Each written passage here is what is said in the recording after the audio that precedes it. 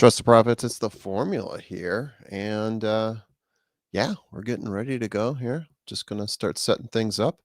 Hope everyone's having a good one today.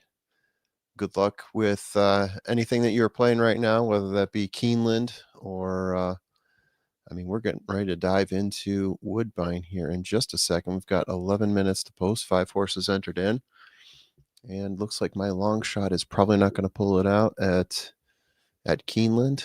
Looks like another horse or two is going to be pulling it out. Looks like the one horse is going to pull it out. How about that? 11 minutes to post. We do have some rain at Woodbine. We are off turf at Woodbine. First race, 7 horses entered. 2 horses have scratched. I am working on some earbud issues. So if you don't mind, I am going to have to address those at some point. Riders Up Tim could come in at any point and I would not hear him. And that would be a travesty, let me just say. Let me try connecting again.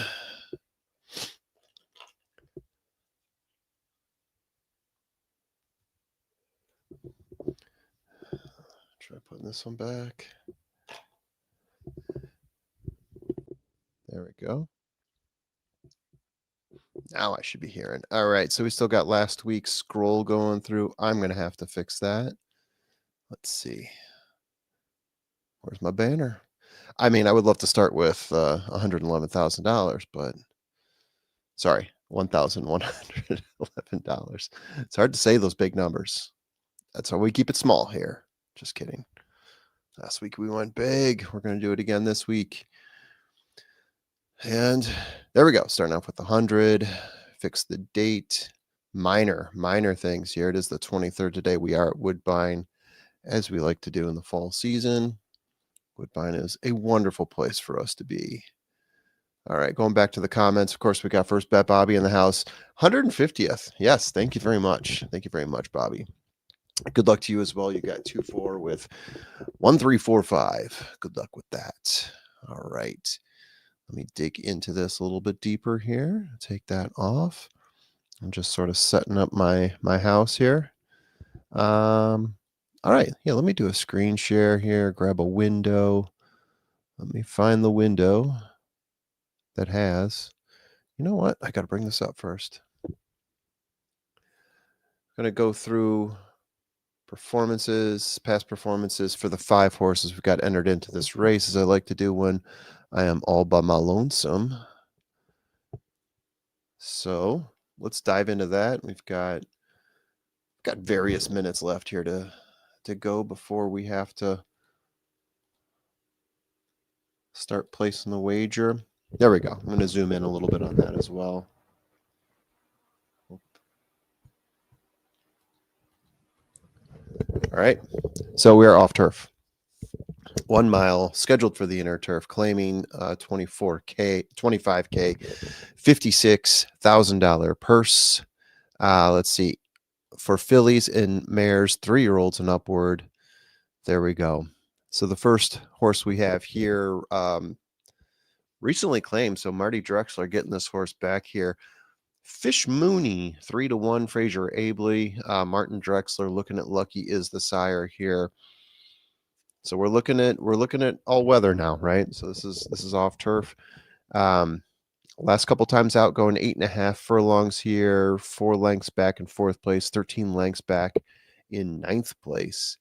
Not looking super strong there. Let's see, previously trained by Marty Drexler. Let's take a look. What did Marty do with this horse?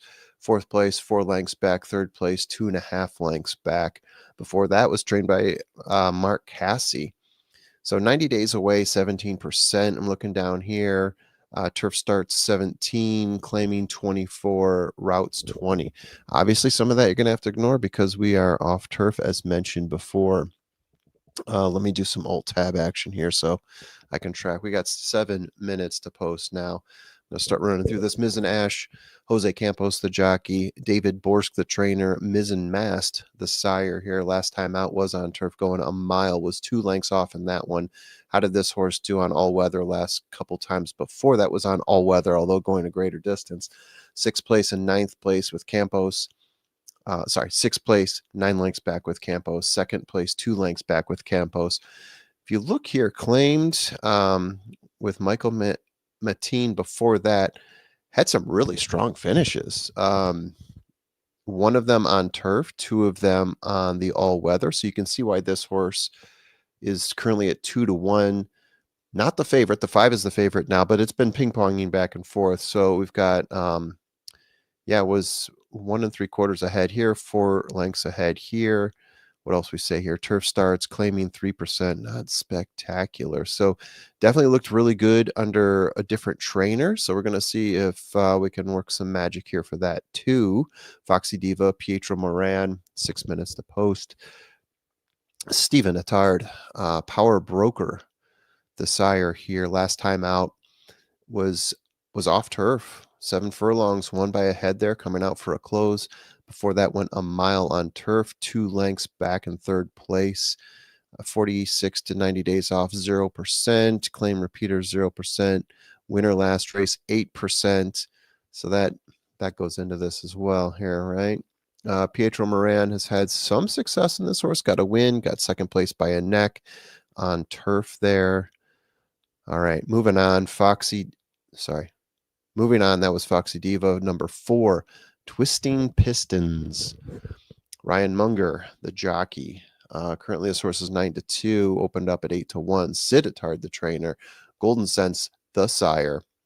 2 wins in a row for this horse, both of them all weather. Interesting. So 3/4 of a length back, 1 length back.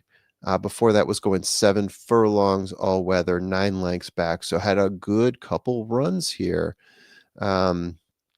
Broke his maiden before that in June. All right. Claim repeater 10%. Winner last race 12%. Sprint to route 13%. Not super outstanding, but we'll take a look at this. We'll consider this. And finally, Destiny Row. We got 5 minutes to post here. Open up at 5-1. Currently sitting 8-5 is your favorite. Interesting. 4 turf starts in a row. It was very close. 3 lengths off, 2 lengths off, 5 lengths off, 7 lengths off. Yalon Samuel, the jockey, or Jalon Samuel. Don't know how to say that. Apologies. Randy Thompson, the trainer, looking at lucky. That's a second looking lucky in this race. Yeah, a lot of turf starts. What did this horse do on all weather? Not bad there either. Going a pretty lengthy distance too. The only all weather we have are 9 furlongs, and we're going 8 furlongs here. Seems to do okay. All right, now let me take a look. All right, so we got that. I'm going to flip over to what I've got over here. I'm going to try to figure out what makes sense. Yeah, we might just keep this very simple, guys. Very, very simple. Yeah, we got 5 horses. Who else is in the chat here? All right. Nick Ricciardi. Ricciardi. I'm probably saying that right in one of the 3 ways. My apologies for screwing up your name. Good afternoon to you as well. Hope everyone gets some winnings here. I'll be honest with you here. I've got the 2 ranked pretty high here, but I also like the 4 a lot. I might even like the 4 to win. If that's the case, I might just push in on the 4 here. So Mizzen Ash with 2 and the 4s or 24 and the 4s are, yeah. Let me just keep this straight and simple here. I'm going to push the button and we'll see what happens here.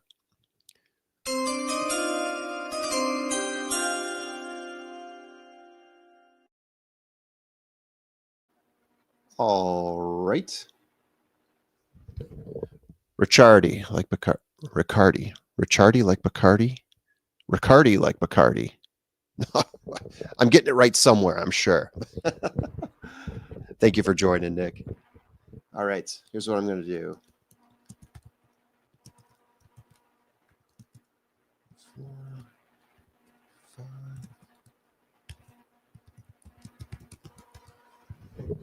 Okay, guys. Keeping it simple. An exacta box with the 2 and the 5. We're betting that for $5. So it's going to be $10 total because getting the box, you're getting it both ways. 2 on top, 4 in second, 4 on top, 2 in second. Just real simple stuff there, right? All right, let me hide this. Let me present. Let me show. Stop the screen, and I will share Woodbine. And move that over there. Take it off mute so you don't see that big nasty mute button there. And I'll turn up the volume when we get closer to race time. Let me share it too, so you don't have to look at my big face. Just look at a small face. Since it is the lounge, we're just going to be drinking a beer today, right? What else are you guys drinking out there? If you guys have started as early as me, because it is the cocktail lounge after all. Sometimes it's a cocktail, sometimes it's a brewski. All right, Todd O going 235 exacta box. Good luck to you, Todd.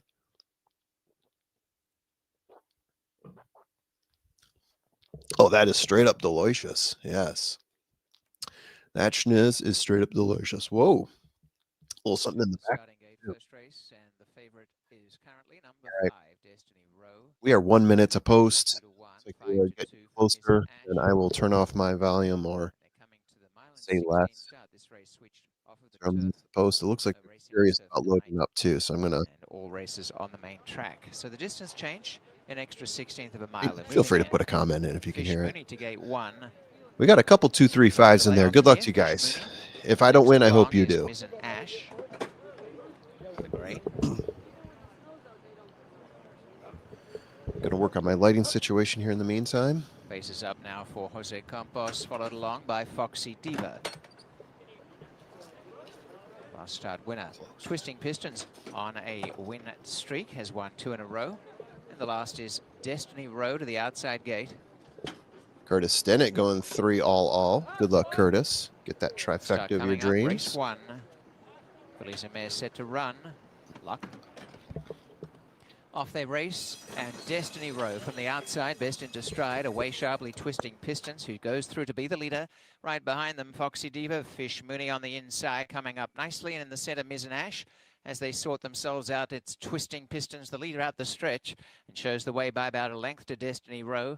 On the inside, Fish Mooney, Ash the grey in the centre, and the widest is Foxy Diva at the back. Only 3 lengths first to last, even less now, and showing the way, Twisting Pistons at a leisurely stroll, working into the backstretch at really what is a comfortable pace. In second, Destiny Row. A length away, third, Fish Mooney, scraping paint. Up on the outside goes Foxy Diva, and last is now grey, Ash.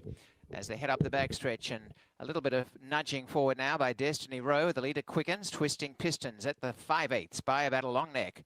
Destiny Row second, 1 away third, Fish Mooney on the inside, 3 wide Foxy Diva, splitting them, Miz Ash.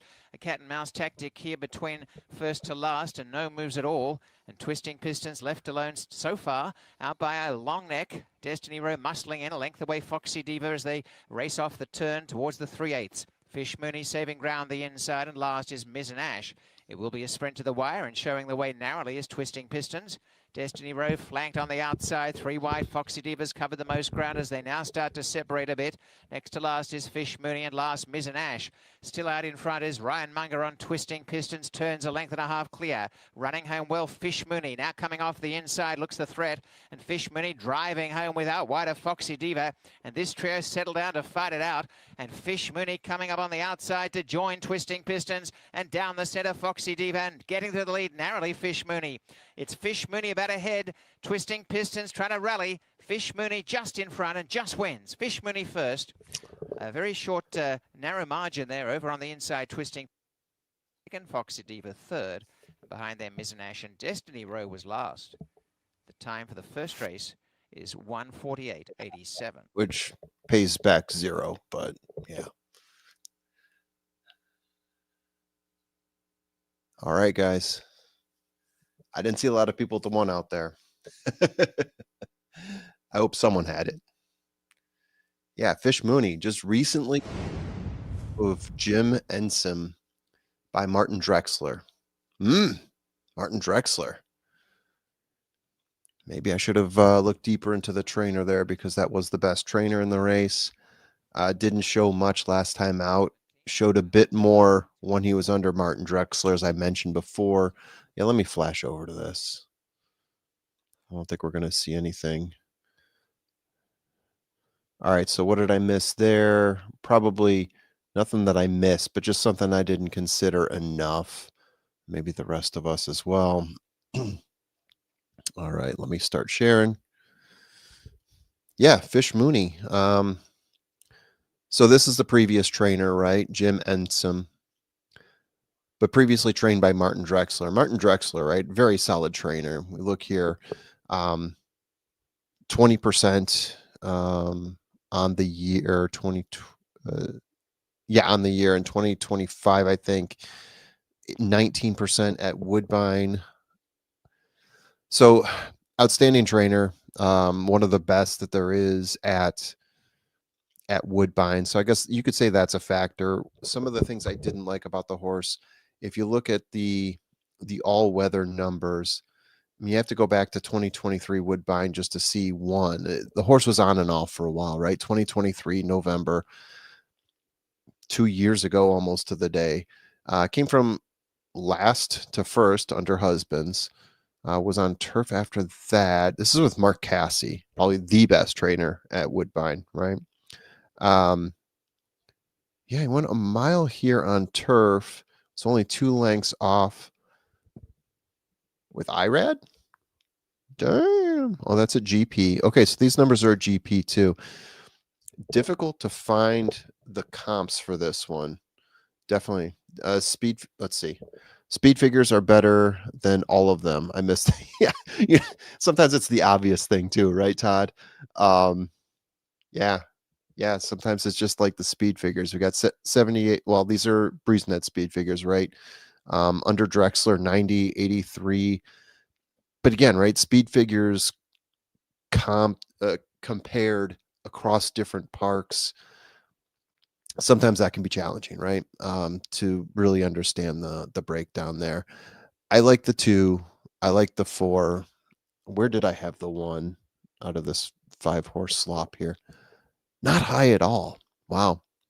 Yeah, I don't know what it was that I didn't like about the 1 here, or my formula didn't like, or maybe I just picked the wrong formula for this, which is sometimes the case.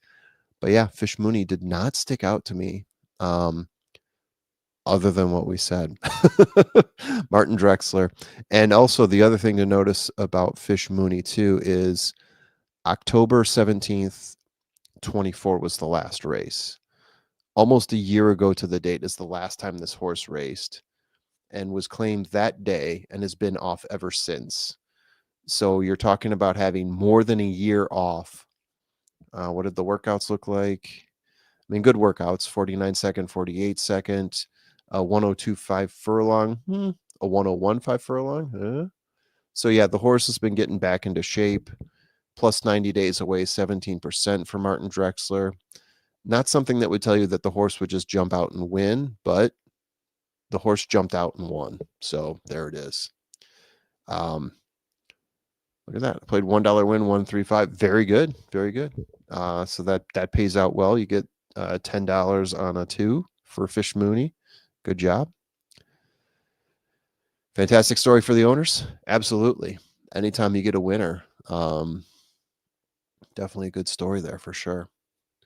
Yeah. All right. So I will take this off here. Let's see. And I'll start sharing the feed again. We're getting ready to look at the next race. You can see how close that was there between the 1 and the 4. Again, I like the 4, so I got that part right. Oh, sorry, share. I like the 4, so I got that part right. The 1 is where I made my mistake. Should have gone a little bit wider and plugged that one in. Okay, but that's all right. We turn the page. We've got 21 minutes till the next race. If you guys have thoughts on that. See, the next race is the 7 furlong race on the synthetic, a claimer, 28.6K purse on that synthetic.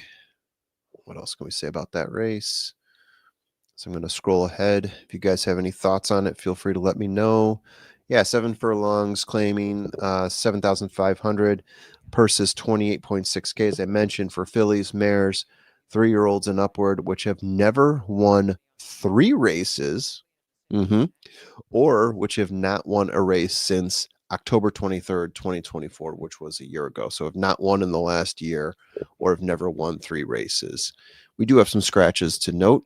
12 horses were entered into this race, but we were scratching the 3 and the 9. I'm going to go take a look at my notes, see if you guys have something. All right. I'm going to take this off here and go back to sharing.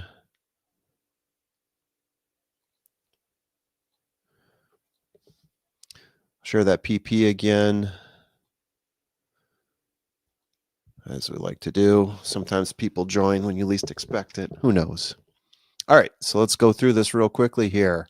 When I say real quickly, I mean I have 10 horses to talk through, so it's not going to be exactly quick. But so let's start with Great Kate, 10-1.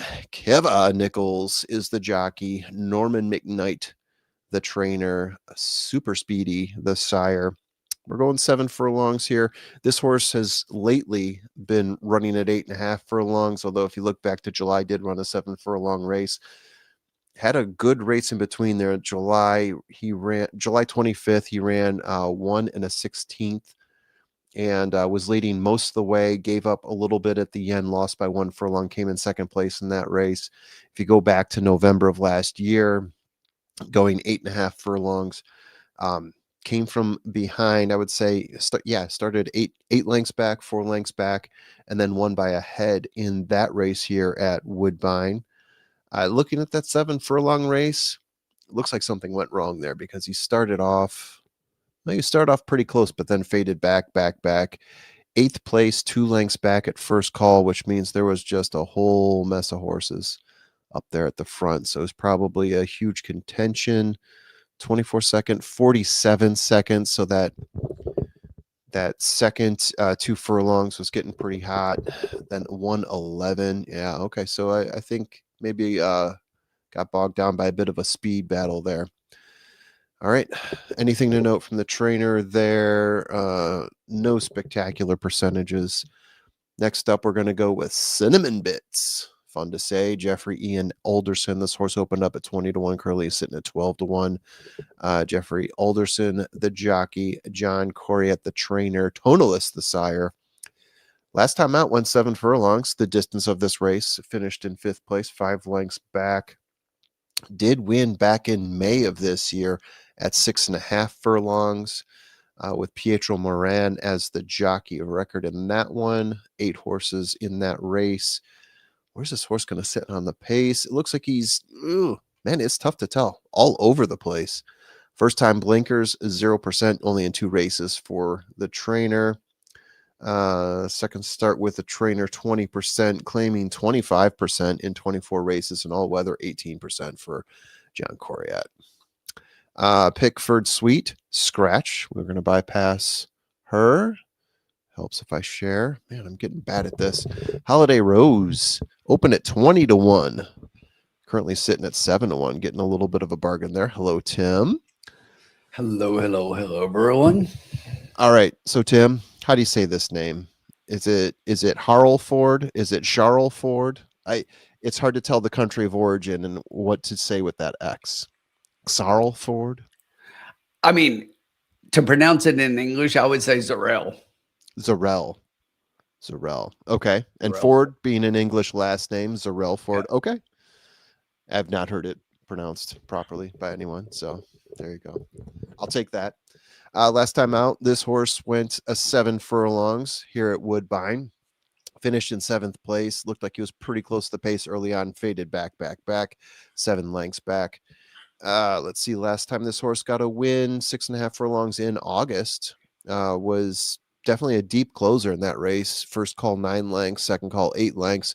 Then ended up finishing with this jockey, Zarl Ford, 1 3/4 lengths ahead of the pack. If we look back to June as well, 5.5 furlongs. Broke her maiden, I should say. Got a win again coming from behind as a deep closer. If you look here, you see a bunch of these where the horse was actually pretty close to the pace and then faded. So this horse, if it's going to run its race, I think has to come from deep. So we'll see if they've got a game plan for that. Only winners in the lounge, Joseph. That's right. Joseph Myers checking in. Thank you, Joseph. Pull up a seat at the bar. Order yourself something nice. Lady Moonshine, the number 5, 4-1. Currently at 6-1. Pietro Moran is getting the mount here. I do not see Pietro Moran as a jockey of record in the last 10 races, which is interesting. Armada being the trainer. Milwaukee Brew, the sire. Last time out did go this distance, 7 furlongs. 7th place there, 6 lengths back. Also went that distance in July, 13 lengths back, 7th place. Not looking very hot. 2nd place in December. Yeah, this horse going off 4-1, but I don't see a whole lot here that I'm falling in love with in terms of recency. I don't see a win in the last 10 races. Let's see, claiming 10%, all weather 9%, sprints 9%. Currently sitting at 6-1, so maybe the public agrees with me. I think the best thing this horse has going for it right now is that Pietro Moran is the jockey. Xena Swift, currently your favorite at 4-1, opened at 10-1. Jose Campos, and we got time, baby. We got time. Steve Owens, the trainer. Catholic Boy, the sire. Let's see, last time out, 6.5 furlongs, 2nd place by 3 3/4 lengths. So it's 2nd place, but a little bit far back for 2nd place. I wouldn't get super excited about that. Has won at the distance recently. Check that out. July 31st of this year in this park. Went gate to wire. Looked pretty solid doing that. Ford being the jockey there. 11 horses in that race, just took off and didn't look back. Xena Swift having a pretty swift race there. If you look here at GP at the distance as well, this time on dirt, 7 furlongs, won by a neck there. So Xena Swift, 24% claiming for the trainer, 18% all weather, 18% sprints. Not bad. That claiming number is pretty solid. 7 horse, currently at 6-1, open at 15-1. David Moran, Big Daddy, coming up here on Crumlin Beast. Michael Doyle, the trainer. Whoa, Big Beast, the sire. 6.5 furlongs last time out. Moved up to 3rd place, but was 5 lengths back. Let's see here. 7 furlongs. Couple races back, 14 lengths back there. Not exciting at all. Let's see. If we go back to August, David Moran has ridden this horse a lot of times. Got a pretty good ride out of it here in August. 3rd place, 3 lengths back. Went off as the favorite after being 20-1, 10-1, 21-1. So I'm guessing there's a big drop in class there on that race day. If we look back to last year, 3rd place, 1st place, 4th place, 1st place.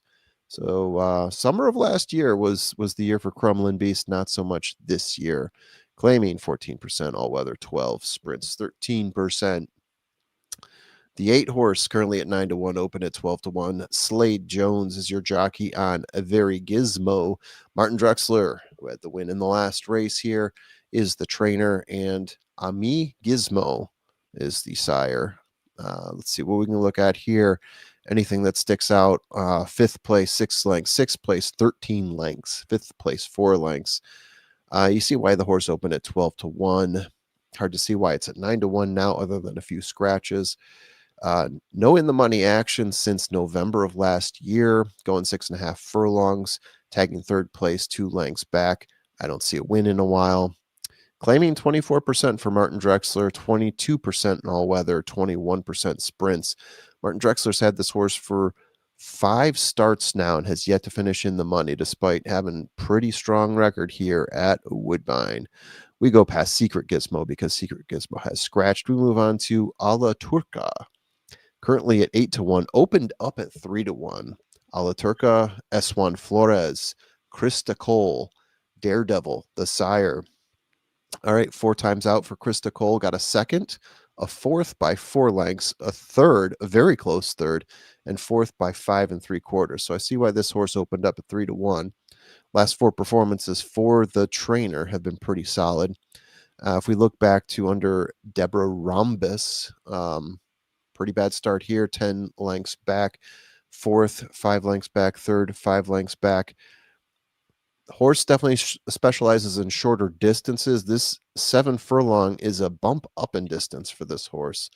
Horse that hard to tell what the pace preference is going to be, but last time out was sitting fairly close to the pace, 3 lengths off at most, and then was able to close to be pretty close at the end there.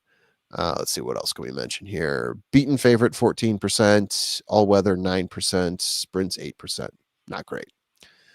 No visor. We got 2 more left, and then you guys don't have to listen to me anymore. Dog's barking, dude.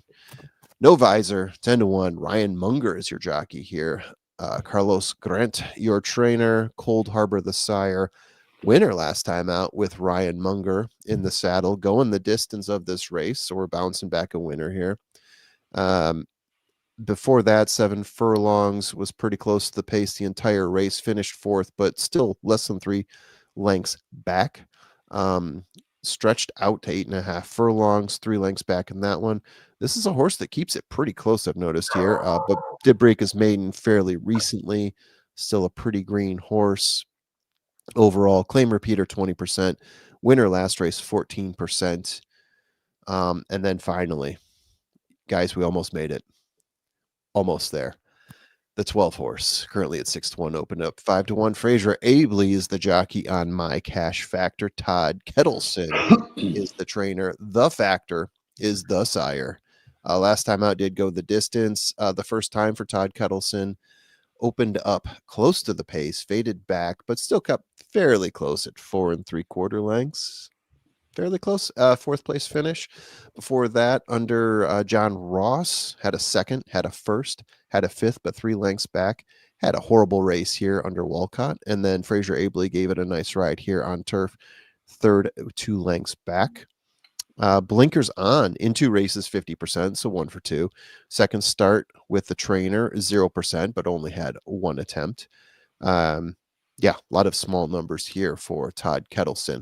That, riders up Tim and everybody in the audience who loves to hear me speak, that's your field right there. Hey, wake up. Don't make me hit a drop here.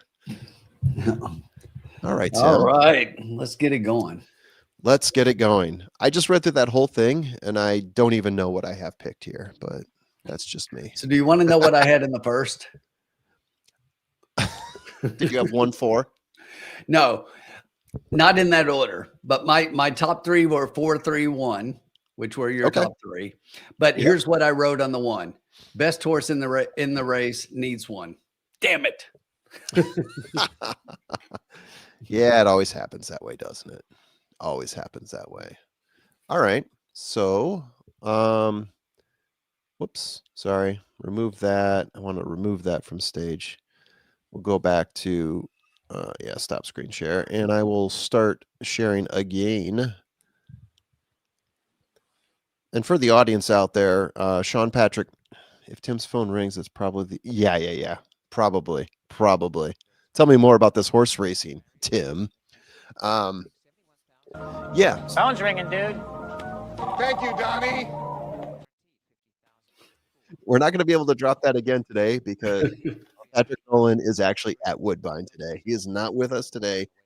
He's having maybe a little bit more fun. I mean, it's hard to beat this. He's getting the VIP treatment. They've got a reserved table for him, his name on the table, all kinds of stuff, champagne. It's like the life of Spin Nation. Champagne that he's not going to drink, by the way. Champagne that Sean won't drink. He doesn't drink. Right. Cheers. But he would call this race interesting. So on that note, I am going to have a sip. Oh, yeah. Tastes so good going down. All right. This is your race, Tim. No 2 bones about it. All right. Well, let's keep it going. I've been pretty warm over the last week. Everybody knows how we finished up last week on Thursday in the cocktail lounge, and then I've stayed pretty hot, hitting some things at Keeneland today. We finished up last week with a $900 try, and today at Keeneland I hit a $900 try. So let's keep that going. Crushing it, absolutely crushing it. Let's see. I'm gonna alt tab back over here. I'm gonna take a look at a couple numbers and see if I like what I'm looking at. Yeah, okay. I think I'm gonna run through this real quickly. Last time I looked, we're getting some deals out there, right? Big fields at Woodbine, always good prices, even for the favorites. Yeah, I'm going to start on the outside and sort of work my way in a little bit. Let's do it. I do like the 12 horse. We just went through the 12 horse. My race numbers on this horse, not the last one out. It was claimed last time, so I'm hoping there's a bounce back effect here on the second off the claim. But my race numbers before that are some of the best that I have in the race today. I think that the horse is probably going to sit just a little bit off the pace here, which at Woodbine you normally like to see. I don't see a very definite speedster here who's going to get out in front. The one. The one? It's going to be the one. It's going to be the one. You think think it's going to be the one? No, maybe. It's going to be the one. All right. I had the 6 as my next horse, and I have the 6 as being very close to that pace. No, it's going to be the 6. So I have the 6 as my next horse. I like the 6 in the last 3 races. If I average out my own personal speed figures, went gate to wire once before, as I mentioned, 5 times in the money in the last 10. I know the horse has bounced around a little bit, but I always like a horse that is consistently sitting close to the pace without being super glued to it. Then I'm going to go with the 5, Lady Moonshine, open up at 4-1. Now it's 4-1 as the favorite.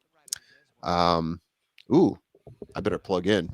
So, yeah, Lady Moonshine is my next horse up, and then I'm going to bounce over to the 11, who I also said that I liked going across when we were going through the when I was going through the PP. And I got to plug in. Hold on a second. Okay.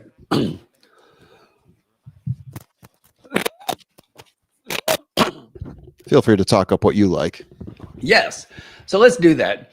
I do think the 6 is the speed here, and for that reason, I picked the 6 on top. I like Zena Swift quite a bit here. We're getting 5-1. I like that Jose Campos repeats on this horse. Just looks like the horse fits at this level. So you look a couple back was at the 14,000 claiming level. This is a 7,500, which is what this horse basically ran last time. Repeats at the level, repeats Campos, had a good closing second in that race. And I think if this horse runs back to that, she is a definite threat to win. I don't see lots of other speed in here. No. I think she's out there alone. Speed has been holding very well at Woodbine. I mean, last week we had lots of closers, but other than that, we've had pretty good speed. Last race, the first race, did look like that speed held up pretty well. You know, the horse was able to be right there. So I think this is one that's going to be there in the end, and I actually have her on top. I'm going to give you a bit of a price in second here, Formula. I'm going to go to the 8, Very Gizmo. For Martin Drexler at 7 furlongs. She's 2 out of 3 in the money. And here's what I really like. I mean, she's been off since the 19th of September. She's had a couple of races at this level. 2 for 3 in the money at the distance, should I say. Last race, 5.5 furlongs. I'm willing to throw that out. But here's what I really like. That race took place on the 19th of September. Take a peep at that 9 October workout. 6-3, 46-3 at Woodbine. That is friggin' motoring. Okay, so she's the type that's going to set off the lead, but I expect this one to be coming home hard. So I like her underneath at a price. We're currently getting 10-1 on that horse. So it's a Drexler horse too. Yes, and Marty Drexler, I mean, can't go wrong there. After that, it kind of gets muddy for me. I do like your 12. I've got your 12 right there, but I'm also going to talk about this 11 horse, No Visor. Munger's going to get back up on this one. Munger's ridden this one, 4 out of the last 5 races. But at the distance, look at this. At 7 furlongs, which have been, most of the races you can see there of the last 6, but the horse has others. But of the last ones, these 5 races has 2 firsts and a third. Yeah. So that's 40% win rate. I mean, I'll take a 40% win rate. Yeah. She broke her maiden at this, and then she's got another win in the last race, and it was at this level. So those numbers make that horse super competitive here. So we got a quick equipment change. We need to get a quick bet in here. But 1 minute to post. I can press the button if you need it.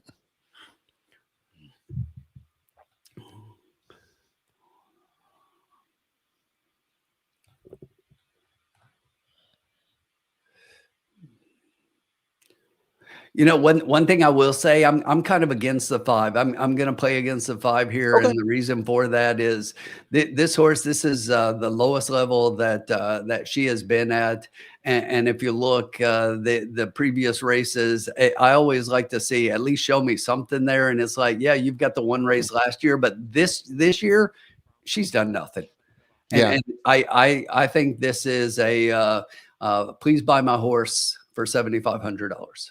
I got Pietro on the horse, but Yeah, also I get it though. Yeah. That was our only different horse, by the way. I think that was the one I had that you did. All right, but real quick, go ahead. I'll punch.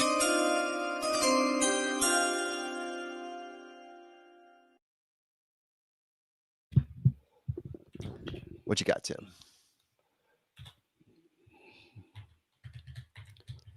All right, I'm gonna have a $12 play here. We're gonna do a $2 trifecta key. We're gonna key the 6 on top. I think it's a winner with the 8, 11, 12. Key in the 6 with the 8, 11, 12 for 2. All right. So in other words, that 6 is going gate to wire. Yes. With 8, 11, and 12. Home. This 8, I really like this 8 at 10 to 1. 8, 11, 12. Love it. I think we got a winner here. All right, people in the comments section, what do we got here? So Nick's got Exacta Box 5, 6, 8, 12. Good luck to you there. Jenny Mack, who's always pushing winners. Exacta Box 4, 6, 10, 12 with win place on 4, 12. 4 we didn't really talk too much about.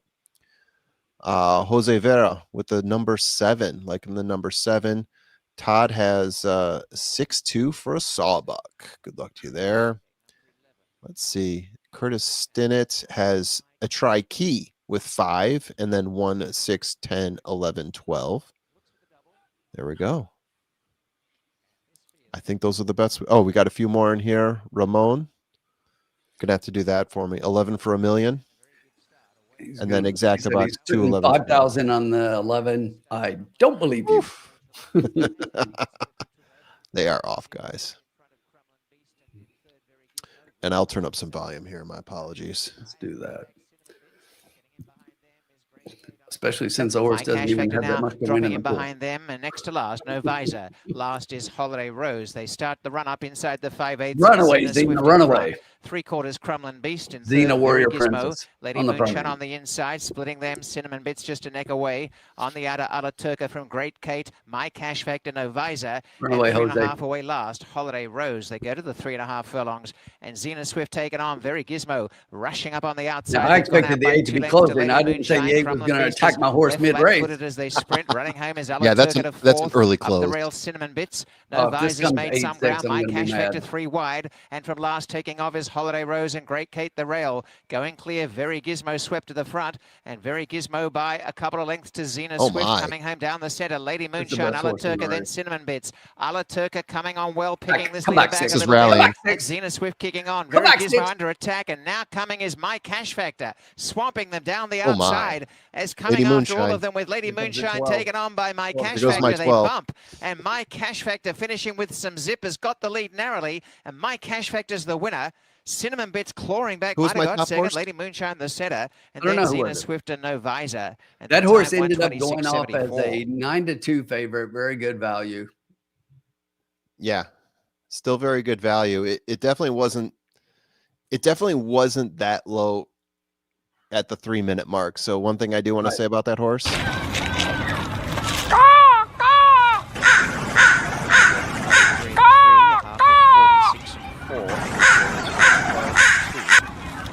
1:26.74.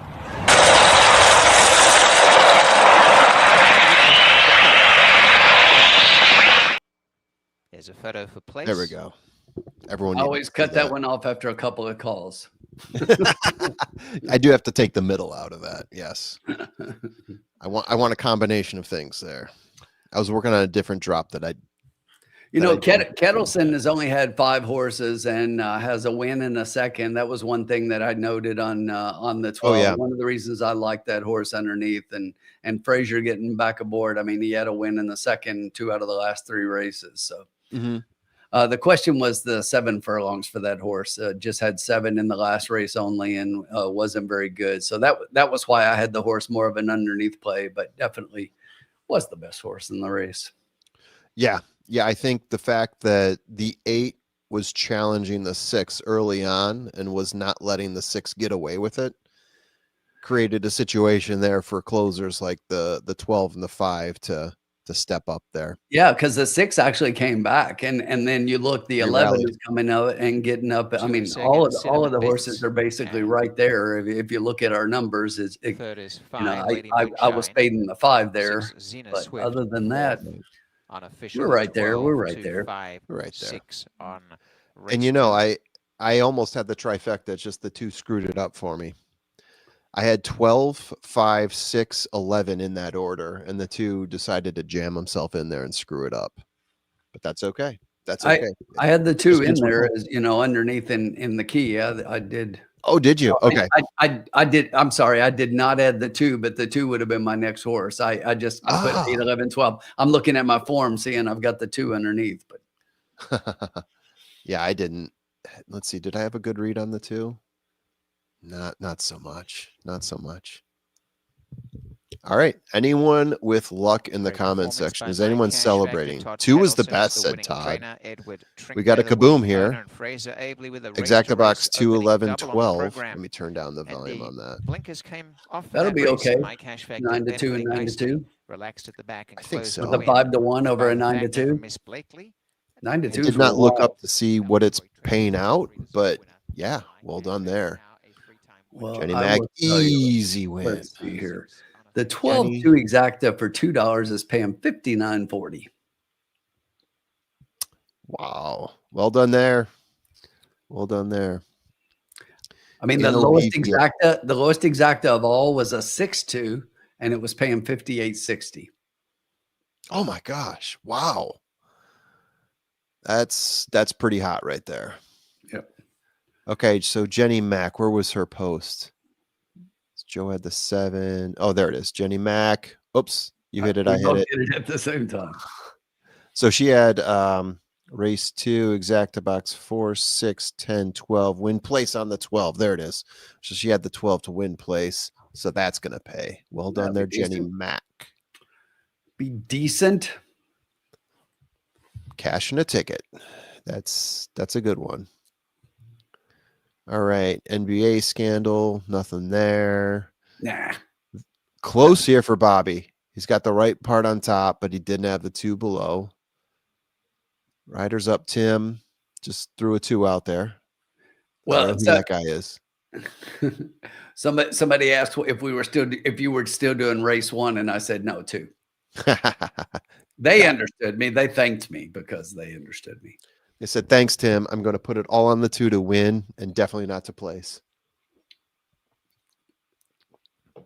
Just kidding, guys. Just kidding. All right. There it is. $2 exacta. Formula, there was a comment I wanted to address here. Let's talk about this one. What's up, guys? Any live TTP coverage planned for Breeders' Cup Friday or Saturday? Yes. So we're talking about it. And I think the answer is yes. Yeah. We are definitely doing Breeders' Cup races on Saturday. If I have to do it by myself, we're definitely doing Breeders' Cup races on Saturday. On Friday, we will not for sure do any of the pre-Breeders' Cup races. But there is a chance that we get on to be able to do the races later. Right. No guarantees on Friday, but we will definitely be doing Saturday. Absolutely. And when Colin Sheen says good luck, what he means to say is I will be doing every race on Friday and Saturday. That's what he means by good luck. You just have to read between the lines. Yeah, Sean is on track. He is at Woodbine. Sean is on track. Is he Woodbine? Yes. Yeah, so I will not be doing part of the lives. Unfortunately, I have family that doesn't understand the importance of Breeders' Cup. Nor do they understand scheduling. Yeah, nor do they understand scheduling weddings on the same day as Breeders' Cup Friday. Sounds like family that doesn't, doesn't warrant the attendance at the wedding. No, but yes, I wish you guys all the luck. I will be missing it. I had so much fun doing it last year, even though we really didn't pull out any mega winners or anything like that, but we had a good time. We had some fun. This was interesting. I saw this today as well. Paco's going to be riding at Delta Downs next week. Louisiana tracks aren't subject to HISA oversight. So Curtis is going to go heckling. All right. Godspeed, Curtis. Godspeed. Senior Stable, providing site coverage. Yes, Senior Stable. If you want to, please, by all means, go for it. Yes, have fun, Mike. Enjoy. All right, except for what Henry, whatever in the last. Henry Matisse? Is that what you're trying to hint at there, Colin Sheehan? Henry Matisse? Maybe. The last race this year? Maybe. I just started digging into it a little bit this year. Oh, yeah. And that was the horse I had on top. You missed Henry Matisse last year. That's what you're saying. Yeah, you were live to 7,000, and the horse I had number 1 in that race would have sealed it for you. I know. The big ones. That's pretty big. All right, race 3 coming up. Yes. Let's take a look at the conditions in this one. We are on the synthetic, going 1 mile and a 16th for maidens, fillies and mares, 3-year-olds and up. $10,000 maiden affair. More fillies and mariners. There we go. All right. So I guess I'll take this one, and then I'm going to check out. What you got here, Tim, for me in this race? We have no scratches, by the way. Yes. So another good field, 12 horses. Wow. 12-horse field. It's going to be a fun one. And if you take at the look at the board right now, the 11 is your favorite. The favorite, let me say that again, at 4-1. The favorite at 4-1 opened up at 5-2, floated up to 4-1, and is still the favorite. And it's just a beautiful thing at Woodbine. Thank you, Woodbine. Love it. Love to see it. Love to see it. 8.5 furlongs. Get your closers ready. Although I don't know if there's any coffee out there for these closers. I need that drop, by the way. That's the next drop I have to work on. That shouldn't take much. All right. So let me give you some info here to help you out from my perspective. Please. And right now I'm going to go to a horse that's a little bit higher than our current 9-2 favorite. And that is the number 9 Black Goddess. But when I look at this horse, I see numbers that kind of fit with everybody else. And I thought that this horse was going to be a little bit of a price, but when I look at the distance here and how this horse has handled the distance, because we are routing, and not all of these horses have routed. There are a couple who have not. And then of those who have, yes. I looked at this one, and of 4, this horse does have 50% in the money. Got a nice second and a third. Remember, nobody's got to win. But I just thought it was a good fit here. I just liked everything about this one and thought that that I was going to get a decent price. The numbers make sense. The horse kind of seems to be ran the same race the last couple of times, but is as far as speed figures, but going speed to route again, went route speed route. But I think coming back again, this might be graduation time for the 9. All right. So that was my top pick. And then I'm going to go back towards the inside and Sunnyville. This is one who is definitely going to be further back, and I think is going to be one of your closers here. I'm curious here if you go back to the 10 July race and see that this horse showed some early speed. Ezwan is getting up now on this horse. And Ezwan likes to be more forwardly placed than this horse has been. So he doesn't like looking at horse butts. No, he's definitely not a butt man. But that if you look, this horse has the best, which this is one I do on the show all the time, best last race speed figure, highest speed. Yes. So I love that figure. That mile and a 16th has several. It does have a second place finish a few back, but I just think that as one from Hoyt, to me, it's a little bit of a step up, and this horse is well placed here with the inside trip. Interesting how it plays with the jockey getting up, and then I'm going to go back towards the outside to the horse that is your favorite. I went back and forth with putting this one as my second pick. This horse has some numbers that fit here, has a profile and some good races in here that you could say make this horse a candidate. But here's what I don't like. Okay, this horse was claimed last time out, or not claimed, but changed barns last time out, and previously was in the Kevin Attard barn. And normally when you see that, you like to see the horse kind of run back quickly. And when the horses run back within a couple of weeks, 2 to 3 weeks, you can look at it and say that the horse is, still has that kind of fitness from the previous barn. When they don't run for at least a month, which is where we're sitting for this one, I start to have more questions. Okay. So, and that's more for an on top finish, but I do think the horse obviously has a chance in here. We're talking maidens again, but for me, I've got it as more of an underneath play. So 9 to 11 for me. I'll race you again. The horse is the favorite. And now all of a sudden your 2 is your 7 to 2 favorite. You do? You got the horse. All right. Spoiler alert. We are almost exactly in sync. I have it 11 to 9. I can deal with that. What are you gonna do about that? What are you gonna do about that? There are a couple horses on here that I like that are a little bit more of a price. And right now, I think I'm just at the point where I'm considering who I want to add on to my ticket here. 12 horses. I think we might be in tri-key box territory once again.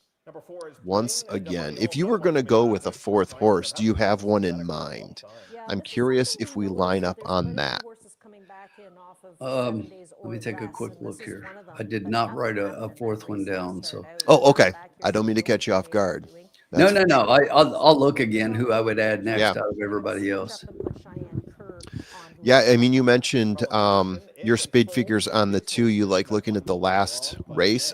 For maidens, especially if you're not talking maiden special weight with like a whole half a field of firsters, I love looking at the last race. And then when you go 8.5 furlongs, you look at the last race and then you look, okay, what did they do at the distance? Because, that's a big step up. And the answer is 7. Tim, we are in complete alignment today. Can you imagine? Like so that. I had the 11 as my scale is about like a 10-point scale for my speed figure. So I got the 11 at a 6.3, the 2 at a 6.2 on their last race, the 7 at a 6.2. So that's kind of where I settled, right? On those 3 is having the best last race. And then the 9 is a 6.0 for me, with another horse in there, the 3, which is also 6.0, but I'm not going there just yet. And I will add this as well, Formula. The 9 for me was one that needs to move forward to do that. I don't think in a maiden race like this there's a true standout.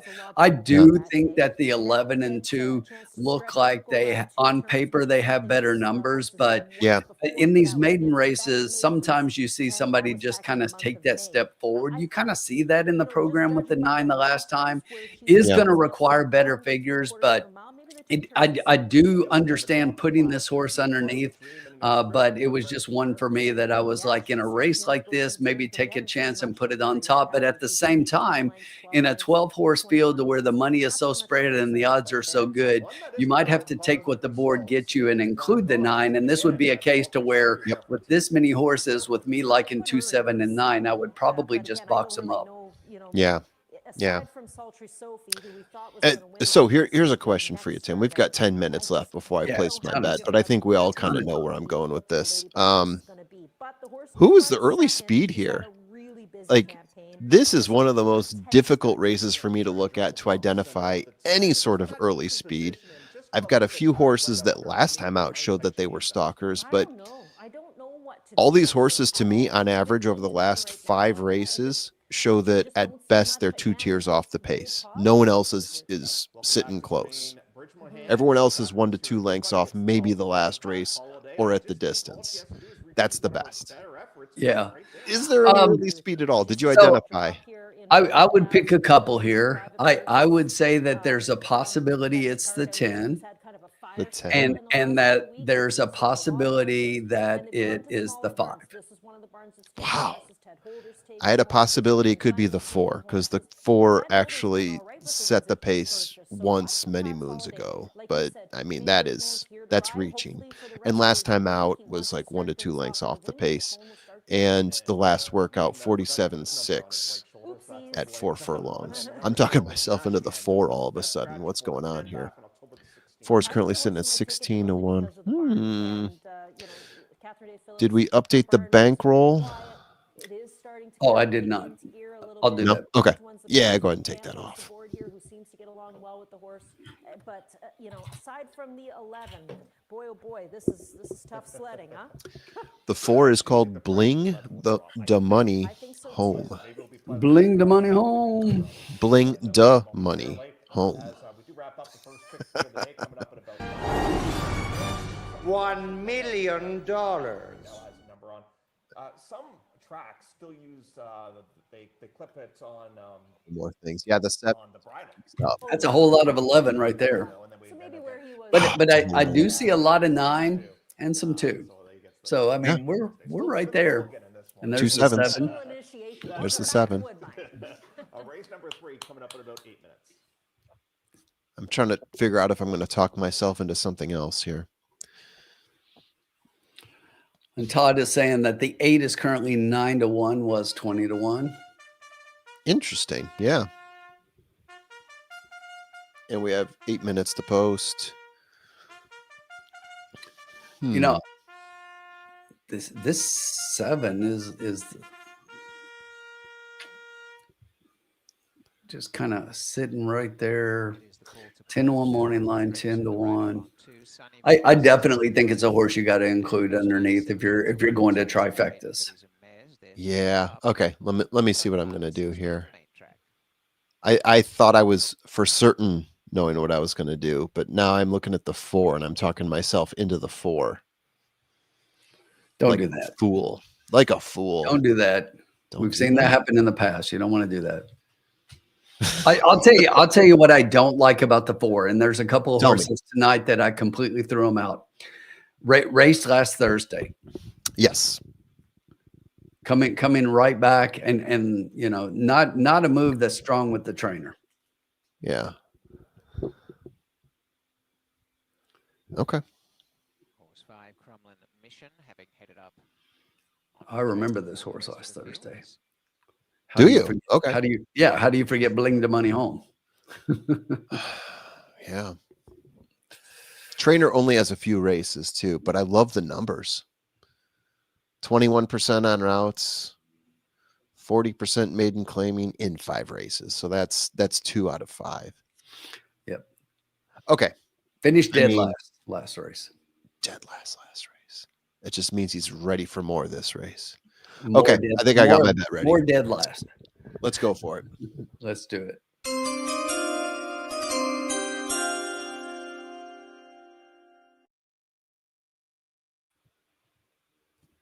All right.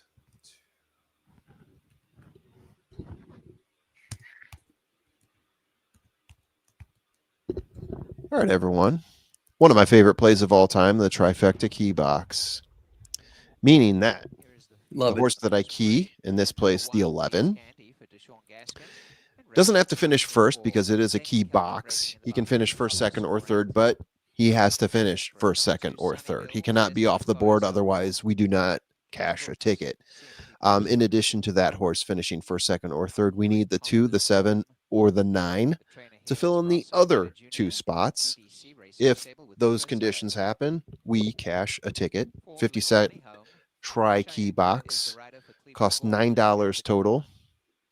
There you go. That's what I got. Jesus Franco has 11, 9, a win on the 11, 9 through 12. I'm guessing is that an exacta key that he's playing there? A win on 11 with, or is that the next race? 9 through 12. I'm guessing. I'm lost. Yeah, me too. That's all right. All right. Carol's got 11, 12, 2, 9 try box. Good. Todd is so lost. 8 is 9 to 1, was 20 to 1. That's what he's lost from. We've got a win on the 4 from Bobby D. He was listening to me rambling about the insanity that I was going through on the 4 horse. So he is thinking win on the 4, but he also has 11, 12 with 5, 2, 9. Bobby D, where's the 4 if you got the win on the 4? Bobby, help me out there. Help me understand that. Todd's got, is this the same race? 2, 3, 9? Or is that the last race? I think so. Okay. Because we had this one here from Keith on race 3 to start us off. Yeah, there we go. If you guys have a bet, please put it in the comments section. And have yourselves a lovely night. Wishing you all the best as we try to get this one home. This one right here. Try key box with 11, 2, 7, 9. There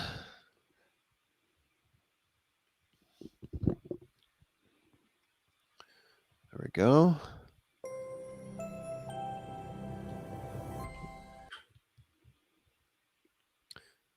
All right. And it is going to be just the two of us in case you guys are just tuning in now.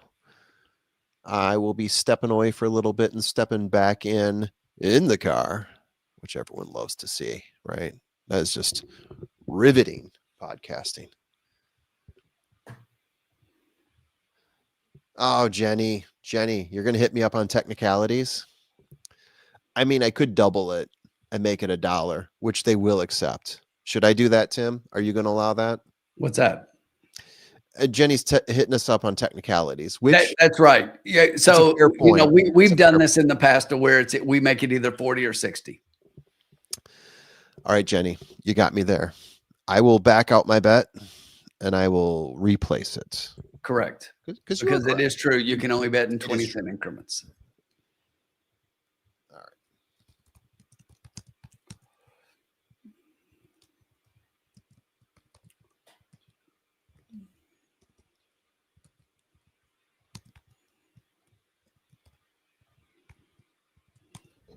All right, there we go. So I'm going to place that in now. That is for race 3. We're at $18 now. It's just going to pay out that much more when we win. And let's see, did we take out the bankroll? Yeah, you took out 9, so I'm going to take out another 9 from the bankroll, right? Tim, you already adjusted it? I took out mine 12, so yeah, we need to take out this race. I haven't done anything yet. All right, big spenders tonight, big spenders in the lounge. So I'm going to bring us down to $60, but with 4 races left, that should be plenty. Yep. Yeah. I'm going to take out. You had this one, Brook and Brew. Oh, yeah. Black chocolate stout, pretty good stuff. The black chocolate stout. I've had that one. It's been a while. I've had their black ops before too. It's been a while for me too. It's showed up at my local package store, and I decided to pick up a 6-pack. And hey, why not? I mean, for a beer that's sold in the 6-pack, that is a basic beer from their brewery, but to weigh in at 10% each, it's like, holy cow. Yeah, and it hasn't sit in the barrel, right? It hasn't been sitting. No. It's just that's just the brew. Colin is asking StreamYard questions. Oh, Colin.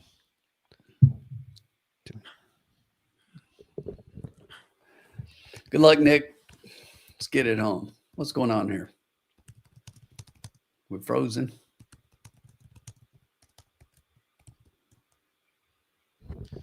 All right, Colin, I just typed back to you in our group chat. Is your feed frozen? Yeah, because every time I go to Facebook to type back to Colin, got it. The video on Facebook collides with the video here and screws things up. Gotcha. 0 minutes to post. I will turn up the volume. I will pump it up. Pump up the volume. Dance. And we're also going to pump up the jams. We're going to do both. To go up with Deshaun Gaskin, the rider. forward at the mile. Jenny Mac this race, a great betting race. is going exacta box 7, 8, 11, 12. Win in place on the 7 and the 8. Gate number 2. Woo. Good luck, Jenny. Still to come up. Meantime, Conquer the Storm has gone in. Blink to Money Home is set. I like it when our picks are pretty similar to Jenny Mac's. Like we have a. Almisty's Lust. Oh, we almost have a path to get the same as her. Still well, she gets 7, 11, 11, 7, and then we get the rest of ours on the other end. We're good to go. Next along, deep route. Thank you, everyone, for tuning in. Dream and Black Goddess. Got over 100 people in the lounge right now. It is packed. Black it is Goddess, rolling. We're having a good time at Woodbine, and we're almost off with our 3rd race. Drawn out in gate 10. And you guys probably heard me talking over the announcer there, but I apologize for that. I'll turn the volume again. Who is coming forward for Jermaine Bridge-Mahan. Goes in now. I'll have to wider on the track. pull up a bead here shortly. You're going to bail out after this one, right? Yeah. Got it. No worries. Drawn gate 12, walks up for Jose Campos. We're getting some numbers out there. Sunnyville and Crumlin Mission, the final 2 to load. Stand by for a start here. Crumlin Mission has gone to the line. Good to Sean Bino. The last along is Juan Flores on Sunnyville. Think of another way I could have played this bet, but oh well. Here we are. The barn of Kerry Brooks. Sunnyville moves up, goes in there, all in. Luck. Off they run, a terrific start. One of the best into stride is Blingder Money Home. Shoots out in front, going through fast. Almisty's Lust to edge to the lead, and out wider, Hey Neve on the pace. Racing Handy Love to Dream, and the widest, Nashian with Crumlin Mission getting up on the inside behind the top flight as they take the turn as lying 5th. Out wider, Black Goddess is mid-pack, and then came Dee's Candy. Getting in behind them, Conquer the Storm. And 3rd last, early Pat's Holiday. Next to last, Sunnyville. Last is Closing Appeal, and racing out in front, Blingder Money Home by a length. Almisty's Last. Nashian going up 3 wide. A length to Crumlin Mission in 4th, and Hey Neva's 5th. And then a break of 3.5 lengths away came Black Goddess going up on the outside of Love to Dream. And they were followed by, in the centre, Conquer the Storm, now taking off 3 wide. Dee's Candy is next. 3rd last, still Pat's Holiday. 2nd last, Sunnyville, and last, Closing Appeal. They are well strung out over about 15 lengths as they race to the Better hope it's mile. closers. And showing the way by about a half is Blingder Money Home. Nashian 2nd, Almisty's Lust and Crumlin Mission 3rd and 4th. Fade. Lying in 5th, Hey Neve, a length and a half away, Conquer the Storm. On the inside, Love to Dream pushing back, and then Black Goddess still behind them. Pat's Holiday, Dee's Candy, Closing Appeal, and Sunnyville. Getting away from them, Blingder Money Home, shot out 3 in front, maybe 4. Crumlin Mission going to 2nd from Nashian, Almisty's Last, Conquer the Storm. Running on now, Pat's Holiday spots this leader almost 10 to 12 lengths, and as they come for home, a 1/4 mile inside that, and well ahead, Blingder Money Home has really given them some scare tactics here. Is about 8 in front, down the extreme outside, Pat's Holiday. That's the horse I was talking about. In 2nd, Almisty's Last with Conquer the Storm, then Pat's Holiday. Well out in front, Blingder Money Home, and Cheyenne Kerr by 6 lengths. Conquer the Storm trying to make some inroads, and a 16th to go is getting closer, but it's Blingder Money Home coming down to the wire. Blingder Money Home, and goes to the wire as a winner. Blingder Money Home from Conquer the Storm. 3 away, Sunnyville got in for show, and then Love to Dream, and behind them, Pat's Holiday in the time of 1:49.44. Horse I was falling in love with. But I didn't have the horse that chased him down the 3. I was nowhere near that horse. Nor should you, Ben. All right. Let's see. Jenny Mac. I don't see it there. Yeah, Jesus, you got similar to us. Whoa. Todd, 469. Ooh. Close one there, Todd. Close. You had the right idea with the 4. Jesus had the 11 there. That's my bet. That was no good. Bobby D. Win number 4. Bobby D. Didn't have it in the exacta box, but he's got it right here for 12 to 1. Well done, Bobby D. There we go. They ran a mile in 1:41 and 4. The time All right. of the race is 1:49.44. I'm gonna mute up there. I'm gonna close down, Tim, and I will probably see you, I think, for the last 2 races, maybe the last 3 if things time out well for me. Okay. Best of luck to you. $60 left. We've done it before. Not the best spot for us, but we've done it before. Good luck to you. All right. First thing I'm doing really quickly, I need to pull up the track feed. That's what I'm trying to work on in the background here. We'll get that going so that I can share the feed, and then we'll talk horses. Let's see.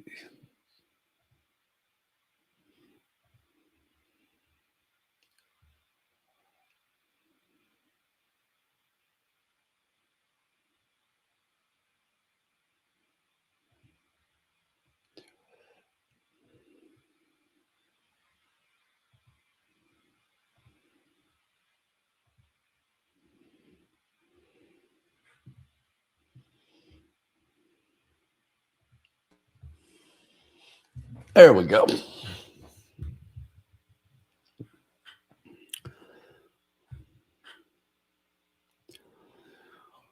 Bling the Money Home comes back on a week's rest after finishing dead last in a 10-horse field and runs them off their feet. With Cheyenne Kerr. Living right up to the name is Bling the Money Home, and she has gone gate to wire, led every step of the way, and got an amazing break on them, and they didn't manage to catch her. They didn't reel her in time, and she has won here with the blinkers. Everybody hear that sound okay with the Woodbine feed? Just making sure, just adding that in. Jennifer Kelman, the winning owner. Cheyenne Kerr stealing it on the front end with Bling the Money Home, a Dark Bear Brown 4-year-old filly by Jarvis. Only I had somebody to hang out with me until spread in Ontario by Jonathan Newman. Oh, that is a breakthrough win for Bling the Money Home. How about that? Look at that. You ask and you shall receive after last week's big score. I figured I'd. All right. If only Colin would give me $1,000. Ask and you shall receive. Isn't that what you just said? That's it. That's it. Now you give me 1,000. Oh, I didn't say that though. What's happening? All right. Look at that. 4-3-2. 12-1 over 14-1 over your 2-1 favorite. The 2-horse did finish third. The 11 gave no account of himself. My 9 was, I think, is still running. Just crossed the line. There he goes. Just crossed the line. But that's okay. If you remember last week, we went 0 for 4 in the first 4 races. And then we hit a big exacta, and a big try. So let's just do that. It only takes one. Only takes one. Just like today at Keeneland, I hit 1 race, and it was a $900 try. We'll take that. We'll take well that. Done. Well done. All right. We'll take that one away for a little bit. Oh, and if I'd have known you were going to be here, I would have worn my doubling down hat. I'll go grab it here in a second. That's what I expected from you. I got a new computer, so I'm trying to. Can you hear me okay? What's that?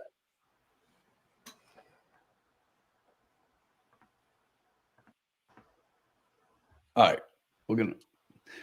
There we go. Mute that for a little bit. Our friend Robert Geller. If you had the exacta, 272 for 2. The try for $1 was $400 for $1. Can't beat that. But as we say, we will turn the page. Move on to race number 4 here. This race was scheduled for the turf. We are off turf. We're off the turf all night. So this is going to be a 7-furlong race on the synthetic, an optional claimer, $32,000 for fillies and mares, 3-year-old and up, which have never won 9,000 once other than maiden claiming or restricted, or all kinds of other stuff if you want to read it. But let's just call it an optional claimer at the $32,000 level. Coming off the turf, we have a field in here of 8 horses, and on your program, number 5, Speedy Freeze is out. They froze the freeze. The Speedy one is entered to run, I think, at Delta Downs tomorrow or in 2 days. Oh, is that right? Yeah. You still following that nag? Yeah, I am. He's always been in my heart, Tim. The Speedy Freeze got nothing on the Speedy. That was our first one. That was a New Year's Eve pull. Yes, a drunken New Year's Eve pull. I remember it. Remember it well. All right. Colin, you want this one, or you want me to take this one and you take a race to figure things out? Whatever you want. I'm going to let you call. Why don't you start talking? I'm finally, I was saying, I just got a brand new computer. So I'm trying to, you don't realize when you turn it on, you start using it, you're missing passwords and logins, and it takes a little while to get your life back in order, but I think we're close to being there. I'm with you as long as my family went out for a little bit. So I said, if Tim's by himself, I could sneak in for a few. So why don't you talk through race 4 while I look at it for the first time, and then we'll see what we can come up with. Yeah, sure. Real quick and pull some things up here. Is it still 7 furlongs? Yes. So they're going to be 7, but they're going to be off turf on the synthetic here.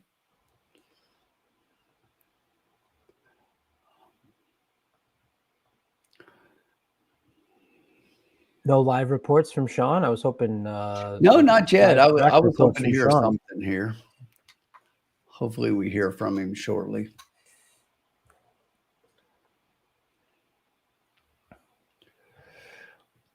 The 5 scratching, I'm just moving some things around because I handicapped it before I found out we were off turf, and that was my top pick on the turf. So I'm just moving some things around, and then we'll get going here. How's everyone in the chat doing? Say hello. Hello to everybody out there. Any big winners? Who do we got for Breeders' Cup? All kinds of news going on, and Horse Racing X has been adventurous of late, to say the least. So all kinds of things happening as we lead up towards next weekend. Bankroll Builder right here tonight in the lounge. Check out Doubling Down. That came out this morning. We went to Belmont at Aqueduct on Saturday. We got away from Keeneland, Tim. Me and Vinny. Keeneland wiped out both of our positive bankrolls after 3 weeks. And after the wonderful press they've been getting, we said, let's go to Belmont and look at race 9 and 10, the Ticonderoga Stakes. And we did that show this morning. You can still get in doublingdown.glide.page for the horse tourney credit that we have as a prize this month, which will include Friday of Breeders' Cup, Saturday of Breeders' Cup. We're going to do 2 doubles next week. Don't know if we're doing the juvenile. We were going back and forth last night after the stream, Tim, if we thought the juvenile would be a good spot with Knoffrey, and Brant will obviously be interesting with taking some money in there as well. But those Fridays is where you might find some wild doubles. So we may stray a little bit earlier on the Friday card, and then Saturday, I think with the Classic, how can you stray away from that? Yeah, you have to include it one side or the other. But I agree. I think at least on paper, the juvenile's looking like a 2-horse race. So you don't really want to do doubles with that because everybody's going to take 2 and then, whatever. Or at least most people would. They're always going to be those playing against the grain and looking for a big score. Nothing wrong with that either. All right. So let's talk about race number 4 coming up here. Again, we're going to go 7 furlongs on the synthetic. And I'm going to give you a horse that hasn't even run on the synthetic, Colin on top. And I'm going to go to the 3 Bessie Abbott. I just think that the numbers look pretty good. And when you look at this horse in the morning, which is on the synthetic, you look at that last workout as just an example. That's a really sharp 47-4. So when I look at the form for this one on turf, should be able to clearly carry that over here. And if you look at the races that she has been in, she's been in some stakes races to include a grade 3 at Saratoga. She was in the Pennsylvania Oaks, allowance class. Granted, most of those were on turf.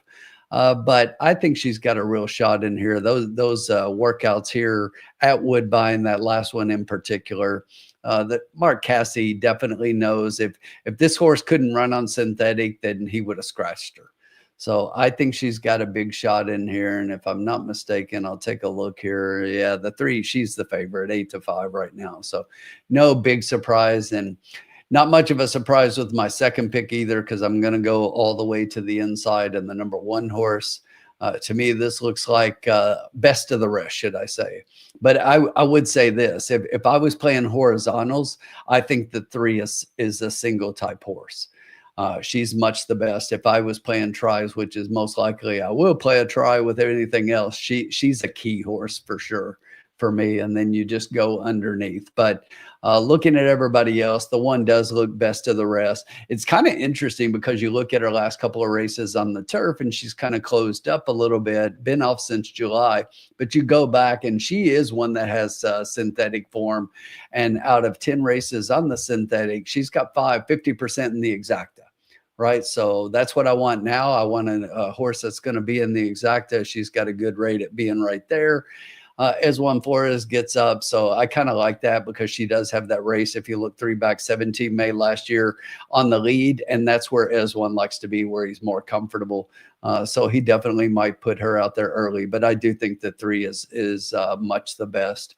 When you get beyond those 2, I think it gets a little tighter into what you could do. But I'm going to land my third pick is going to be the 8 Orion Beach here. Catherine Day Phillips. If Sean was here, you'd know he'd be all over the Catherine Day Phillips, a good friend of his. But what I really like here, you know, Campos coming back third time since that disqualification, and second back since the disqualification, a couple back. But I just think that this horse is since the maiden race to where she won by disqualification, it's like you look and it's like, wait, she hasn't really finished first, and she hasn't. But I don't expect her to do that here either. But I think her numbers just say that she fits really well here. More of an underneath play to me. But once I got past the top 2 and looking at everybody else, I think she's best of the rest in there. If I was to give you a 4th, and the only one that I looked at going back and forth between those 2, the 9 would be my next one. And the reason that I didn't take the 9 is the little bit of a layoff here. So she's got a good layoff, but if you look at that 5 October work, that's sharp, 59-4. So she may be ready. She'll definitely be closing. Nicely done. This is my first time looking at the car at this. Any horses today is the lesson. No, it's fine. Walk yourself through it as you do it. Nothing wrong with that. So we will do exactly as that. And my first time flipping through, the way you spoke glowingly about the 3 didn't at least jump off the page at me in my first initial kind of pass through and looking. Normally I will look on my past performances for what Race Lens does is highlight certain things for me that kind of makes it easy. And there's some in there, especially going back to the grade 3 in the stakes race that you had mentioned, losing to Laura Lynn, a horse who, I mean, look who she finished second to in that race. Yep. Wait, who? None other than Nitrogen. Oh, yeah. Then the next race in the Penn Oaks finished behind Laura Lynn, and Laura Lynn's the horse who had a big run last time out in the Queen Elizabeth, losing to Lush Lips. That was the horse that was closing really nicely on that day, who was a horse I was high on in doubling down that week, so we didn't get home, but that's okay. So you have to kind of do that. That's that next level of looking through and who did they race against. But first time through, it wasn't, oh my God, 3. I actually looked at the 2-1 and went, not for me. And my, I'll say on top pick in my 5 minutes of handicapping, which wasn't even that, was actually the 8 Orion Beach. I thought that this was an interesting horse here. The past performances I feel like are a little muddied, and I love horses that the past performances look a little muddied because of what you might kind of look at the first time. The horse takes 5 times to break the maiden and didn't even do that because the horse won with the disqualification. But the progression of first time out puts up an 84 equibase speed figure at 6.5 furlongs at Woodbine. That's what this horse got last time in the allowance optional claimer, only losing by 3/4 of a length. And the last 3 races have been on blinkers. So I kind of wanted to look at those last 3 races as opposed to the first 3 races. Yeah. And I also saw some statistics that jumped right out. I mean, Omaha Beach, 20% winner, positive ROI with dirt sprints, 3-year-olds and older. This dam is a Smart Strike dam who it's only 1 for 4, 25% win percentage with a positive ROI there as well. So those kind of numbers started to pop. You mentioned how Sean likes Catherine Day Phillips, bred and owned by Canvasback Farms. And then the next one I kind of liked too, not as much, was the 9, exactly who you talked about. Yep. So I don't think I'd put the 9 second. I think after you talked about the 1 and the 3, I kind of looked back at those ones and felt a little bit more comfortable in there. The two I saw as being the early speed in the race was 20-1. Morning line is 6-1 right now. We'll call it the other Mark Casse. No interest on you. You didn't mention the 2 at all, I don't think, right? No, I mean, I will tell you, like I said, I thought that the 3 was definitely best. I had the 1 behind that one. And then I said, you could probably throw a blanket over 4 of them. I had 8 and 9, but the 2 is one of the 4. Yeah, you see just some stakes wins there. They were obviously on the dirt up at Woodbine, but won a state bred $100,000 stakes race last September. And then has only had 1 race this year, August 24th. So second run of the year. There was a vet scratch in there. So maybe there's a little question of what you're getting with that horse. Maybe. And at 6-1, I mean, 20-1, I was like, oh, 2's nice. But at 6-1, I will pass. So I'm like 8-3, 3-8. Those kind of are the 2 that quickly looking at I like. And then I do kind of think that 9's a little sneaky for like a 3rd or 4th if you're playing tries or supers. Yep. And then the 1 is kind of just feels, I don't know. I mean, it's not totally for me, I don't think. All right, Colin, you know, we haven't won all night, but I think it's because we haven't done this. Riders up! That's it. That's the winning call. We're up and on the track. There we go. Number 1. 2 Sip Sally was the 1. There's Super Supreme. And the 3-horse Bessie Abbott, your 2-1 favorite right now, looking really sharp on the track. The 4 is This Is It.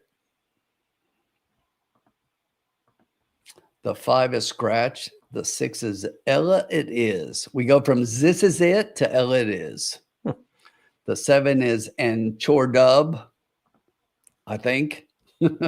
There's a Ryan Beach. I can say that one. Determined First rounds out the field. Ryan Munger for Michael Trombetta. Was the chat like any help from the chat? They're quiet tonight. They saw me. They have been quiet so far. I mean, we got 130 people tuning in. We got to see what's going on. They saw me and they ran. Formula left and everybody checked out. That's it. Those good looks. Those pipes and those good looks. Carol's going to play a trifecta 2-3 with 2-3-6-8 with 2-3-6-8. There we go. Good luck to you.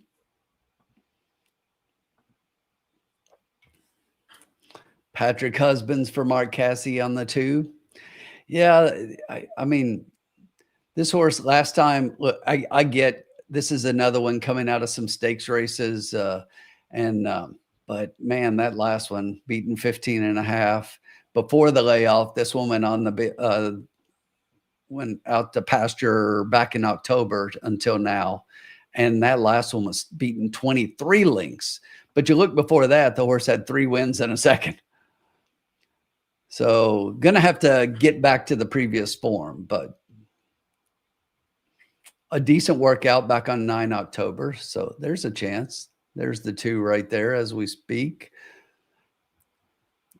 Look, if Mark Casse brought this one back on the track, you would think, and optional claimer, but there's no tag on this one. So he's not putting this one in for a tag. He's not trying to dump the horse and get rid of it. I think he thinks he's got a shot here. I do think that 3 is key type. So I was just, I'll take this race because I don't know how long I can stay around for if you don't mind. Worries. But what you just said is exactly how me and you differ sometimes.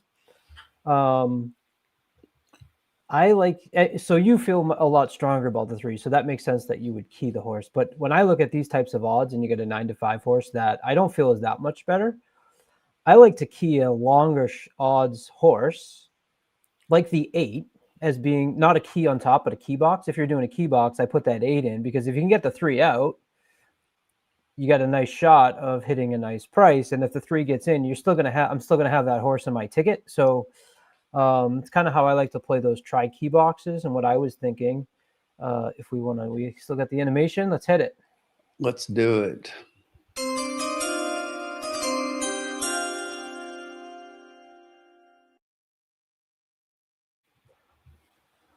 How many races do you have? 7 tonight? Yeah. And what do you add? We've got 4 more and $60. So, I mean, we could spend 15 a race and still have bankroll. So do what you need to do. All right. So I'll do $1. This will be an $18 bet. A $1 try key box. 8 with the 139. So we need the 8 to come in first, second, or third. Feel confident about the 3. I just play my try key boxes a little bit different. I know that. Did you put that in, or you want me to? Oh, I will. Sorry. No worries. And here's the thing, Colin, while you type that in, I completely agree with you. If I'm going to play a key box, I'm going to play the horse that's a little bit of a price that I think is definitely going to be there. But I typically do that and play a key box if I've got a horse to where a horse I really like is the horse that's the price. So if like in this race, if the 8 was my top pick, then I would be leaning towards that, that key box. But I just think, and this is not against your bet, it was just the way I looked at it and why I was saying the 3's a key. This is one of those races to where it's like, while I like the 8, I like other horses, I just really feel strongly that the 2 is much better than everybody here and wins a race. It's like if I'm playing a pick 3, pick 4, pick 5, whatever, the 3's a single in there. And that's just the way that I would approach it and why I would bet a try key in this race. Not that I think that the bet you've got is a bad one, because I don't. But that's just why I was saying in that case, when I've got a pick that I just think is much the best on top and they're not beating it, then I'm going to key that horse with others, which is exactly last week. If you go back to that last race, we keyed the one horse that I liked in that last race with 4 or 5 underneath of it.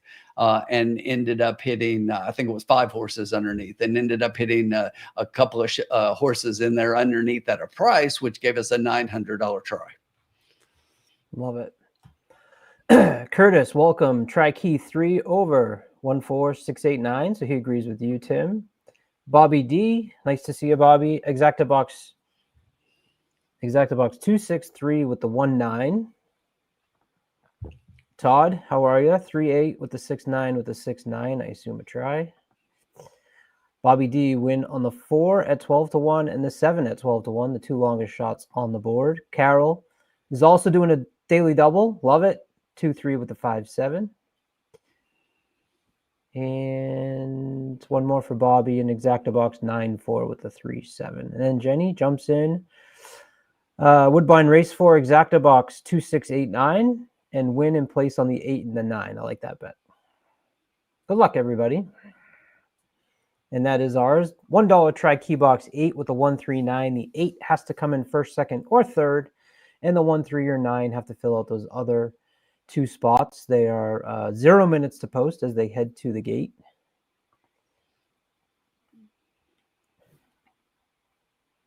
Let's go Orion Beach.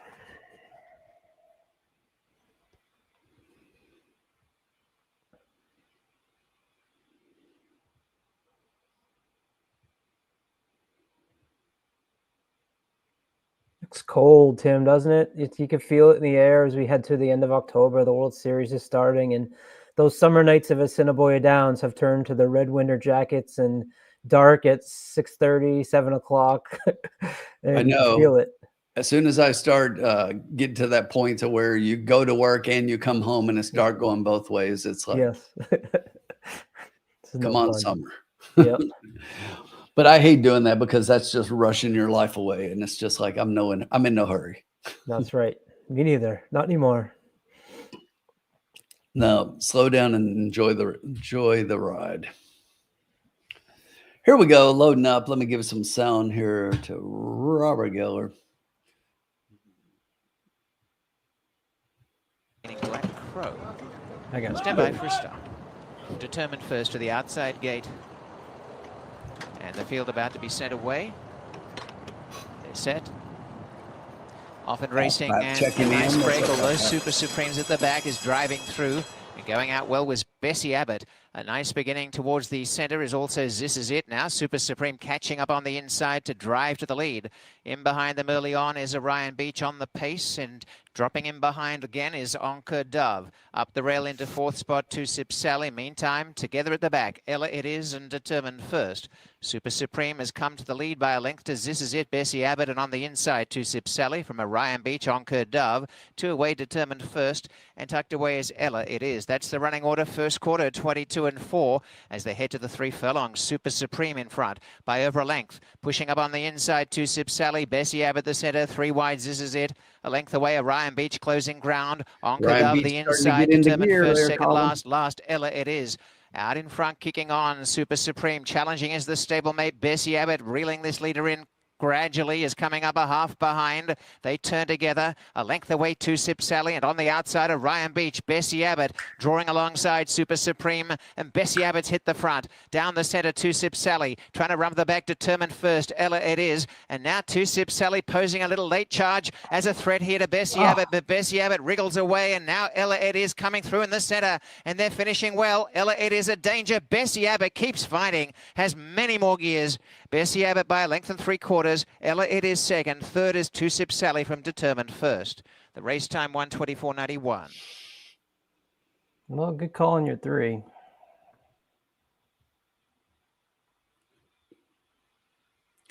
Darn the luck.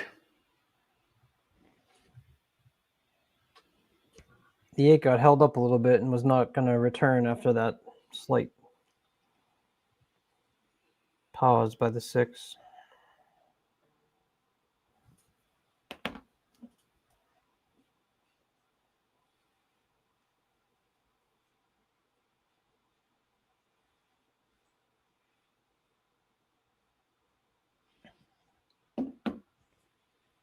Did not have the 6. Did not have the 6. That sucks. Mark Cassie over Mark Cassie. Didn't have the other Cassie.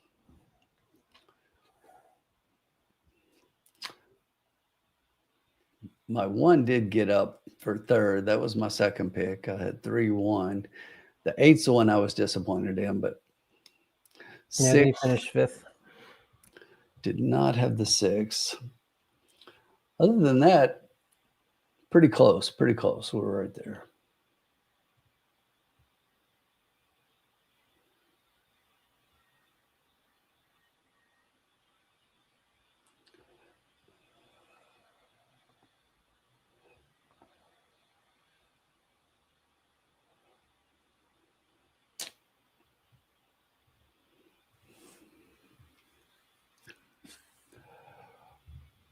Yeah, 6 was second off the layoff. Ran turf last time at Woodbine and a victory in an optional claimer. That was the highest speed figure the horse got, was the last time out. At least by Echo. This one had to hurt Todd. Todd had 3-8 with 6-9 with 6-9. So he had the 3-6, but his 9 just was 4th and the 1 got in there. Bobby D had 2, 6, and 3 with 1, 9. So again, all around it, 2 and 6, but doesn't have the 3, 6 covered.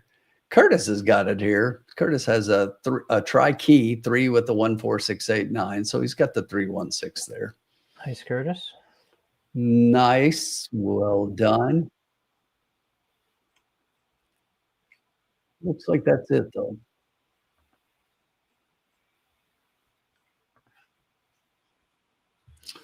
I did think she was much the best.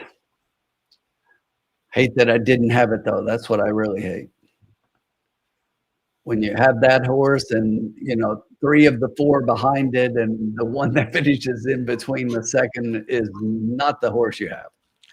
There's always one. There's always one that gets in there. Hurts, but it's just like, I don't know why that keeps happening. There's always one that sneaks in. Exactly.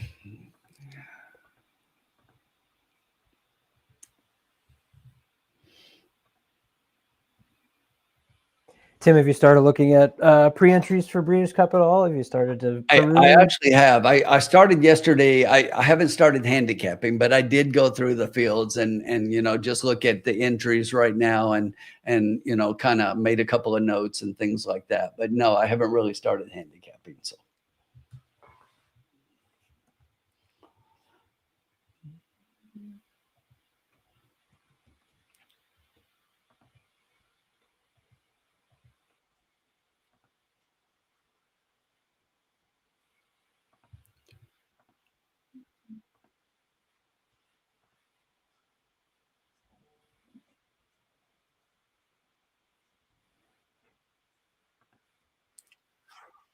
There are your payouts there if anybody's looking for how much money they're making.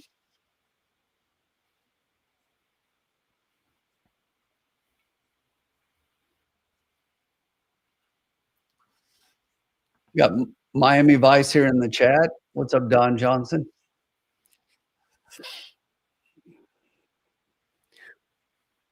Hey, Colin, before you take off, and I hope you're staying at least one more race, I'm going to run and get a quick refill, and I'll be right back. Go for it. I will hold it down. That's my face big. We don't like that. Let's make it there. There you go. Too much of me. What's up, Don Johnson? Welcome. Anybody out there have any interest in some Breeders' Cup races yet that we would like to talk through while we have a few minutes? Obviously, the marquee race on Friday being the Juvenile. Exciting to see Ted Noffey return. He's one that I was super high on at Saratoga this year, so looking forward to his return. The dirt sprints are I should say the sprints in general, is generally where you get some prices in the Breeders' Cup races. So those are ones that I'm going to spend a little extra time on. I'm really a big fan of Friday. It's too bad it's Halloween this week, as I have two little ones, so my Friday will be taken up with those duties, but we'll get our bets in early.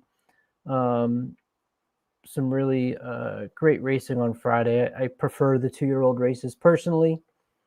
It's kind of where I do a lot better. So those are ones that I'm certainly paying attention to. Excited to see Bobrovsky return to the track in the Juvenile Turf Sprint for Dale Romans. You got some horses coming over from overseas in there. I'm not that high on Schwarzenegger. I know he's made a big impression both in his not winning in his debut at Saratoga, but he had a lot of chatter in his first debut at Saratoga, then winning up at Keeneland. He'll probably be one that I'm looking to play against in there. Some horses coming in from Japan. True Love comes over for Coolmore and the Aidan O'Brien barn. So the sprints are where I would recommend to try and find some prices, both on Friday and on Saturday. Ryan Moore not being there this weekend, I think, is a story you might want to pay a little bit of attention to. He's actually won the Juvenile Turf the most, 7 victories for him, including last year, Henry Matisse, the one horse I needed on that late pick 5 on the Friday that I missed, that I still obviously talk about until this year. Then we'll have this year's misses to talk about. We move on to Woodbine Race 5, which is a maiden optional claimer, 6.5 furlongs on the synthetic for maidens that have raced 3 consecutive starts in the maiden optional $40,000 category. So a little bit of extra fine print there on this race. Euro exactors on juvenile turfs. Love it.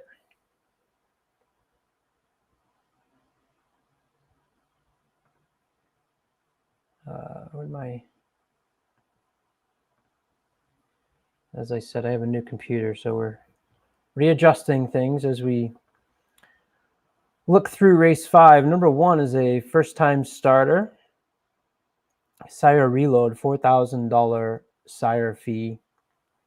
Has worked October 11th, a little bit of a gap there going back to September 27th, was working consistently every 7 days prior to that, though, including a 5 furlong 1 minute work on September 13th, and went 48-8 for 4 furlongs on September 27th. The trainer is 3 for 15 over the past 3 years with first-time starters on the dirt. Nice ROI, but a small sample to look at. The number 2, Some Kind of Mischief, sired by Maximus Mischief. Currently 5-1, trainer Steve in Flint. This horse is 0 for 11. When I like to look at the maiden claiming ranks, and in particular horses that have raced over 10 times, I like to take a look and see if they've shown any early speed. And on the past performances, this horse did show twice, at least broke out pretty good. That was back in February at the fairgrounds, and last time out at Woodbine, going 7 furlongs on the synthetic. Was first at the first call, second at the second call by only half a length, and 1.5 length behind at the third call. The distance shortens up a little bit for the horse, so that will certainly help. He was dueling in that last race. The number 3, Tanzanite Lily, another horse sired by Reload. Sittard is your trainer. This horse is 0 for 5, a second and a third. Showed a little bit of early speed 3 back, July 26th. That race was actually on the turf. The 4 races on the synthetic don't leave much to be desired. The horse is currently 3-1. Was at the maiden optional claimer 25,000 level. I don't know. Seems a little bit hard for me to get to. Many of those races, the horse did actually have some trouble. Stumbled last time out. Was a step slow his first time out. Number 4, Patrick Harrington, for all you golf fans. Blinkers come off. This horse who tried blinkers first time out up at Woodbine on September 5th. That was a maiden optional claimer going 6.5 furlongs on the synthetic. He had some trouble at the beginning. He went off at 9.5 to 1 on that day and got a Equibase speed figure of 61. The second horse, number 2, last time out had a 74, and the number 3's best was a 71. So 61 is certainly not up to those ones, has to step up a little bit. The number 5, Sterling Castle, sired by Super Speedy. 0 for 4, has a second place finish and 2 third place finishes. Horse that has actually shown the ability last time out to rate a little bit. Did do some passing of horses late last time and 2 back mid-race. They did drop him down to the maiden claimer $15,000 level. That was a 5.5 furlong sprint, so they're probably hoping that they spread this horse out a little bit. Maybe that is the key to success. Super Seedy is an 18% sire with dirt sprints for 3-year-olds and older. Number 6, Alfred Bellows. Last time started this horse's career at Saratoga on the turf in a maiden special weight $90,000 race with Katie Davis aboard. Was 17-1. Had some trouble at the break, and they wrapped him up. He finished back by 24 lengths. And then last time out went 1 mile and a 16th on the Saratoga turf. They dropped him down to the maiden claiming level in that race. Was ranked early and steadied in that race as well. They wrapped him up, and he's finished back by 28.5 lengths with Joel Rosario board. So now they move him up. They switch trainers. They move him over to the Mark Casse barn, sired by Golden Sense out of a Candy Ride Dam. That's your number 6, currently 7-1. I'd be interested in that one a little bit. And then lastly is the number 7, Total Sensation. This horse pops on Equibase with a maiden true odds. When the maiden true odds are between 30 and 40%, this hits at a high strike rate. So your number 7 at 5-2 right now is 0 for 7 with only 1 second place finish, but that did come last time out. And the last 2 Equibase speed figures, 2 back of an 80 and last time of 77, absolutely put this horse in the mix. Likes to be forwardly placed, but doesn't necessarily like to pass them at the end. Cutting back to 6.5 furlongs. Maybe that's the key to success, because he's been running at 7 and 7.5 furlongs in his last 3 races and started off his career in a 7 furlong and a mile race. So maybe that 6.5 furlongs is the key for the number 7. Total Sensation out of a Bernardini dam with Speightstown on top. To me, that screams speed. And the $300,000 Keeneland September sale. So 7 feels impressive. Hasn't so had the race September 26th, the race September 7th. Hasn't had many works. So interesting style there for Pat Parente. That's your field, Tim. As I walked through, I walked through the people, but it was my first time walking through it as well. So sometimes talking it out loud gives you, this is what I see as I'm looking at it. And to me, the number 7 Total Sensation, I feel like the 7 as you did about the 3 in the last race, it feels like. Yeah, and that's not surprising. The 7's my top pick in here as well. And this is one when you look at what we're dealing with here, and we've got, again, a maiden optional claimer, 49-2, 3-year-olds and up, right? So you look at this one, this is a 3-year-old, does have 7 races of experience in here. And when you look at all of these, the 2's the only horse that has raced in more races.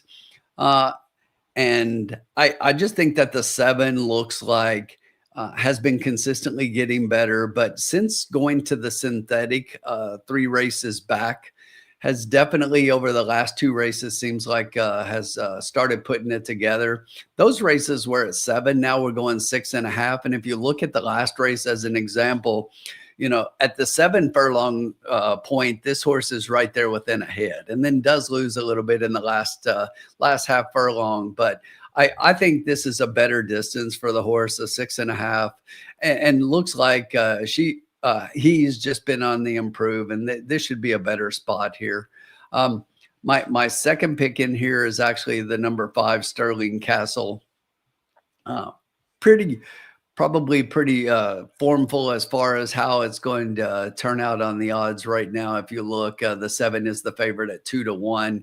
The 5, though, even though the 3-1 morning line has actually floated up a little bit to 6-1. So I like that, and that doesn't discourage me at all, because I think that this is one claimed last time out, right? Goes to a barn who hits 15% directly off the claim. Connections have been doing pretty well. They have a positive ROI of $2.49 if you had to bet them on everything. Eswan comes right back despite being in a new barn. He's getting right back on. So he knows this horse a little bit, and he looks like he's one that fits here. Then I'm going to go to the inside, and the one horse. When I look at Spike Phil here, this is your only first-time starter. When I look at the dam, which is something I like to look at, a lot of people look at the sire stats for, first-time starters. This dam has only had 5 foals, 5 first-time starters, has a win and a third. So 40% in the money, 1 win among them. I don't think this is a win candidate, but 40% in the money for only 5 first-time starters is pretty good. So I think the works are okay. Seems to kind of fit here and attracts Munger. If I gave you a 4th, it would be the 2. I went back and forth as to whether or not I was going to do the 2 or the first-time starter. I just think that this is one that another one who should like the cut back here, second off a layoff here, had been off since June, but that last race was, the first time in a while this horse has really shown anything.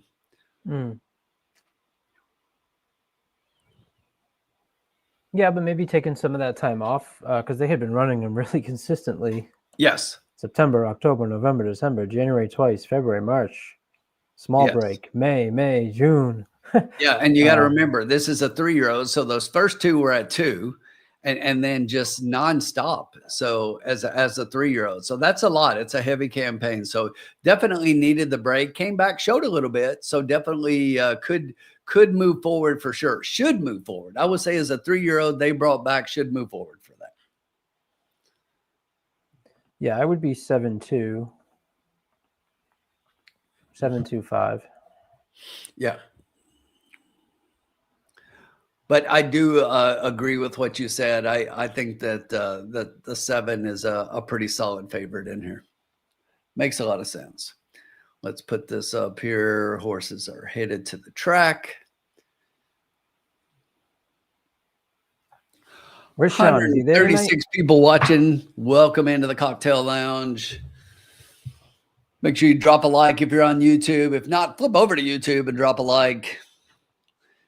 Drop down in the comments. Let us know, what are you drinking? This is the Cocktail Lounge. We want to know. I'm having a nice little Brooklyn Brewing chocolate stout. Very nice. Have you been to the Brooklyn Brewing? I have not. I have not been there. Have you been there? I have. It was a very fun spot, right near the Brooklyn Bridge. It was a few years ago. Yeah, and you look right there, you see 7's a pretty heavy favorite. Was your morning line favorite. Jeff and Alyssa both have the 7. Doug's going with the 2, and Ron takes the 1. Hola, Rex. Bienvenido. Welcome in. Don, we haven't had, I don't know if Colin addressed this while I was gone, but no luck so far tonight. But it's been a good day for me. I'm still way up. We'll see if we can carry that forward here a little bit. Definitely this one's all you, Tim. Jim, what are we oh knowing? Oh no.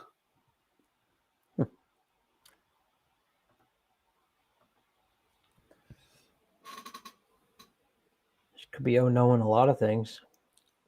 There's a couple people involved in the NBA today that are saying, oh no. Love to see it. Love to see it. See it. Yes, they are. Mr. Chauncey Billups. I've only seen bits and pieces, but what I've seen is crazy. And then they start sharing the video. When you hear that news, people go back and find, Well, I will tell you, with Rozier as an example, I've seen people question in the past. I mean, like, if he didn't bet on this game and he's not throwing it, people have commented like that before this, even because some of them are just so blatant. But, really, when I look at it and look at the details, and I commented this in our group today, I'm not sure this was much as about sports betting as it is about money laundering and racketeering. And, they're going after organized crime here, and they think that there are some serious connections to the sports betting here. But if you didn't see when the FBI director, Patel made his post today about this, I replied to him and said that he needed to check out horse racing next. Check out the cause.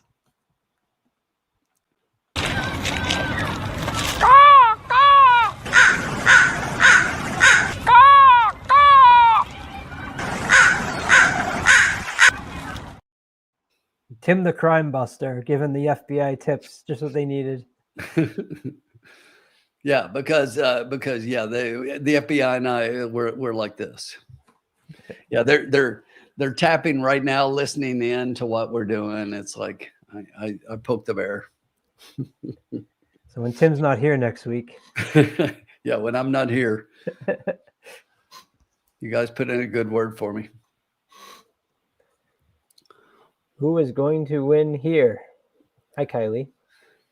All right. I think we're getting close here. 4 minutes. Let me put this together. We're doing the post parade. Let me throw some sound just in case.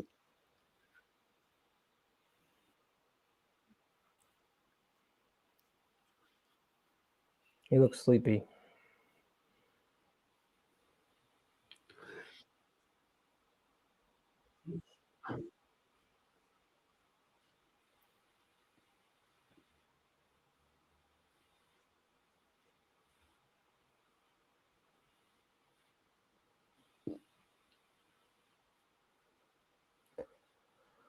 Padraig, little Padraig Harrington reference I threw in while you were gone, Tim, the golfer. 11 to 1.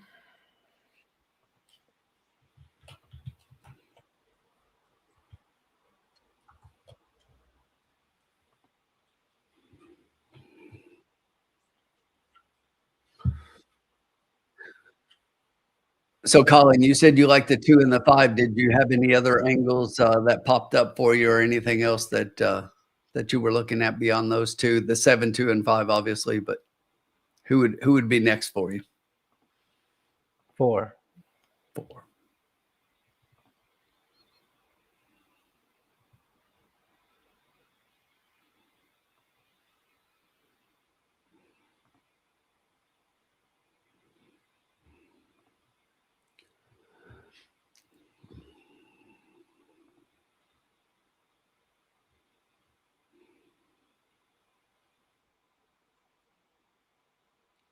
Three minutes to place your bets. I'm about to.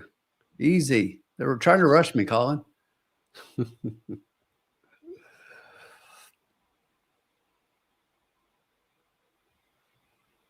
rushing you? Marv's got to pick 3. 1, 2, 7 with the 2, 6 with the 2, 5, 7. How are you, Marv?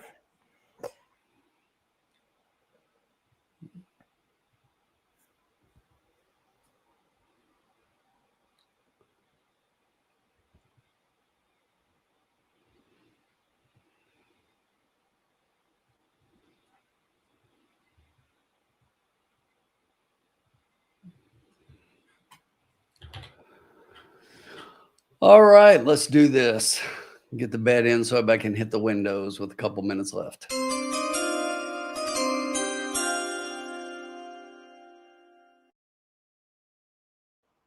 All right, we need to cash here. We're not gonna go for the big score and the trifecta just yet. We'll save that for the last race here.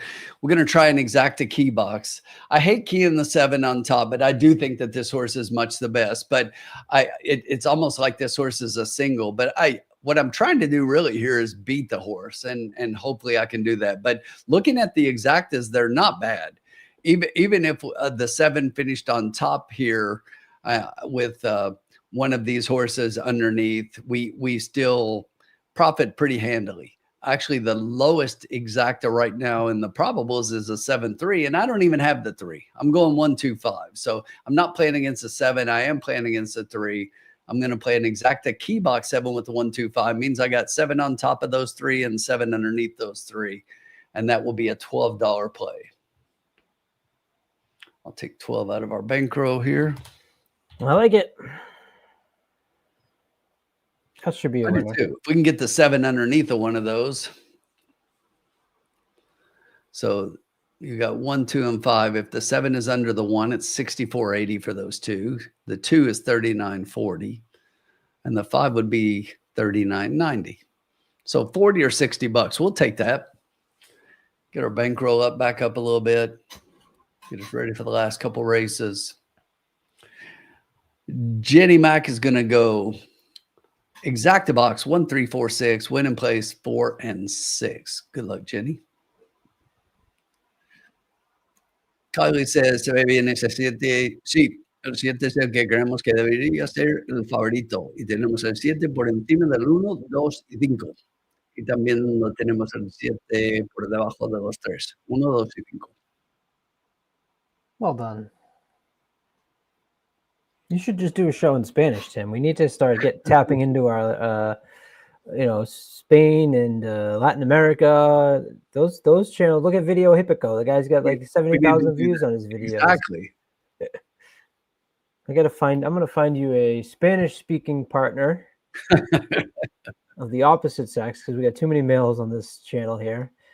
I want Claudia from Gulfstream. I can do that. I'll talk to my friend. Oh my God, his name's escaping me. Theo likes the 5. Luis says el 6. Buena suerte a todos. Groundhog's going with a $6 pick 3, 727. Good luck, Groundhog.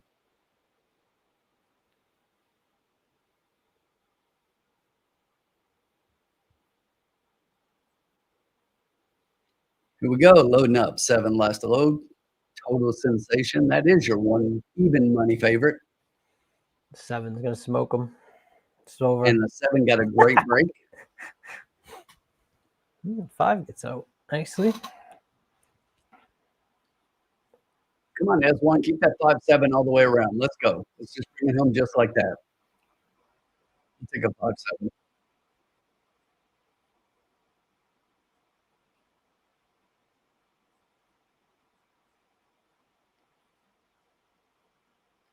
A drag. It's padre. This guy don't watch golf. Do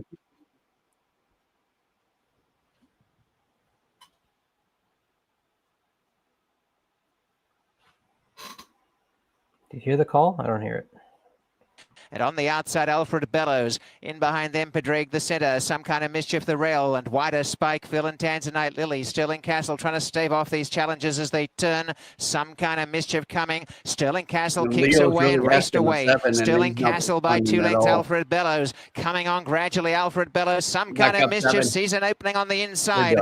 And Sterling Castle out by a length. Some kind of mischief is coming home on the inside as the threat. Sterling Castle keeps fighting. Sterling Castle from some kind of mischief, and Sterling Castle the winner all the way. Some kind of mischief second. 4 lengths away third was Pedrig, and then came Alfred Bellows. The time 1:17.91.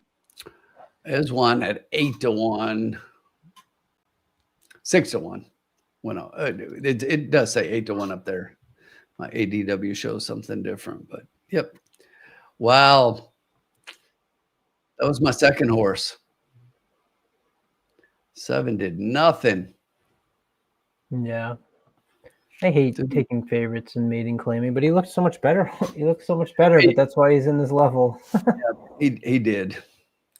I mean, but he had no excuses. He was asking him, and he definitely just came up empty. Looked the best on paper. But that 5-2 is going to pay pretty nicely. $61.40 for $2 for the exacta. Let's see who we got here.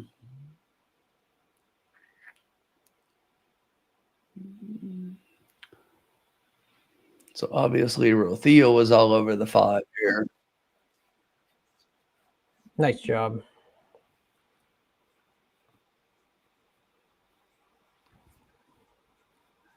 You know what? Once again, this has been me like before last week when, you know, over the last week or so I've been hot, but this has been what I've been doing. If you look under my play, 7 with the 1-2-5, it's like that's just been the way I've been going. And then Formula and I, or you and I, we were talking about how we key horses. And, you know, I keyed the horse just because I thought the horse looked much the best. But if we key, you know, one of those other two of the 5, we hit that bet. Just drives me crazy. That's the exact example of what I was trying to explain. Exactly. Maybe it is. You're absolutely right. You pick one of the longer shots because you're still going to have the 7 in your ticket, but if he doesn't come in, then you get the $60 exactor instead of the whatever you said it was, $40 or $25. Yeah, no, absolutely right. But yes, we should have taken the 5, which was the one. What's that? We should have switched races. You would have keyed the 3, and I would have did the key box on the 5. And the 5 here is the one that I should have keyed. That was my second favorite. And with the price we were getting on that horse, that was the bet. And that was just a horrible wager on my part. Seriously, it was. I'm not afraid to admit it.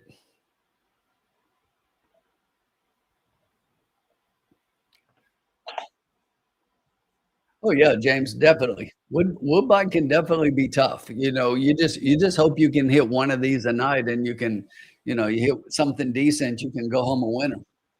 We say it all the time. It only takes one. Yeah, I'm not good at Woodbine. I'm not good at Keeneland, and I'm not good at Assiniboia either. Those are the 3 I struggle with. I will tell you, last year we had a really good year at Assiniboia. This year, Sean and I, we had a few nights, but it was rough going this year. Seemed to be playing a little bit tougher this year. You know, it's tough when you play against favorites so much. That is, if you look at tracks in North America, the percentage of winning favorites, number 1 on the list, all tracks in all of North America, Assiniboia Downs, at about 45%. So almost half of the races are winning favorites.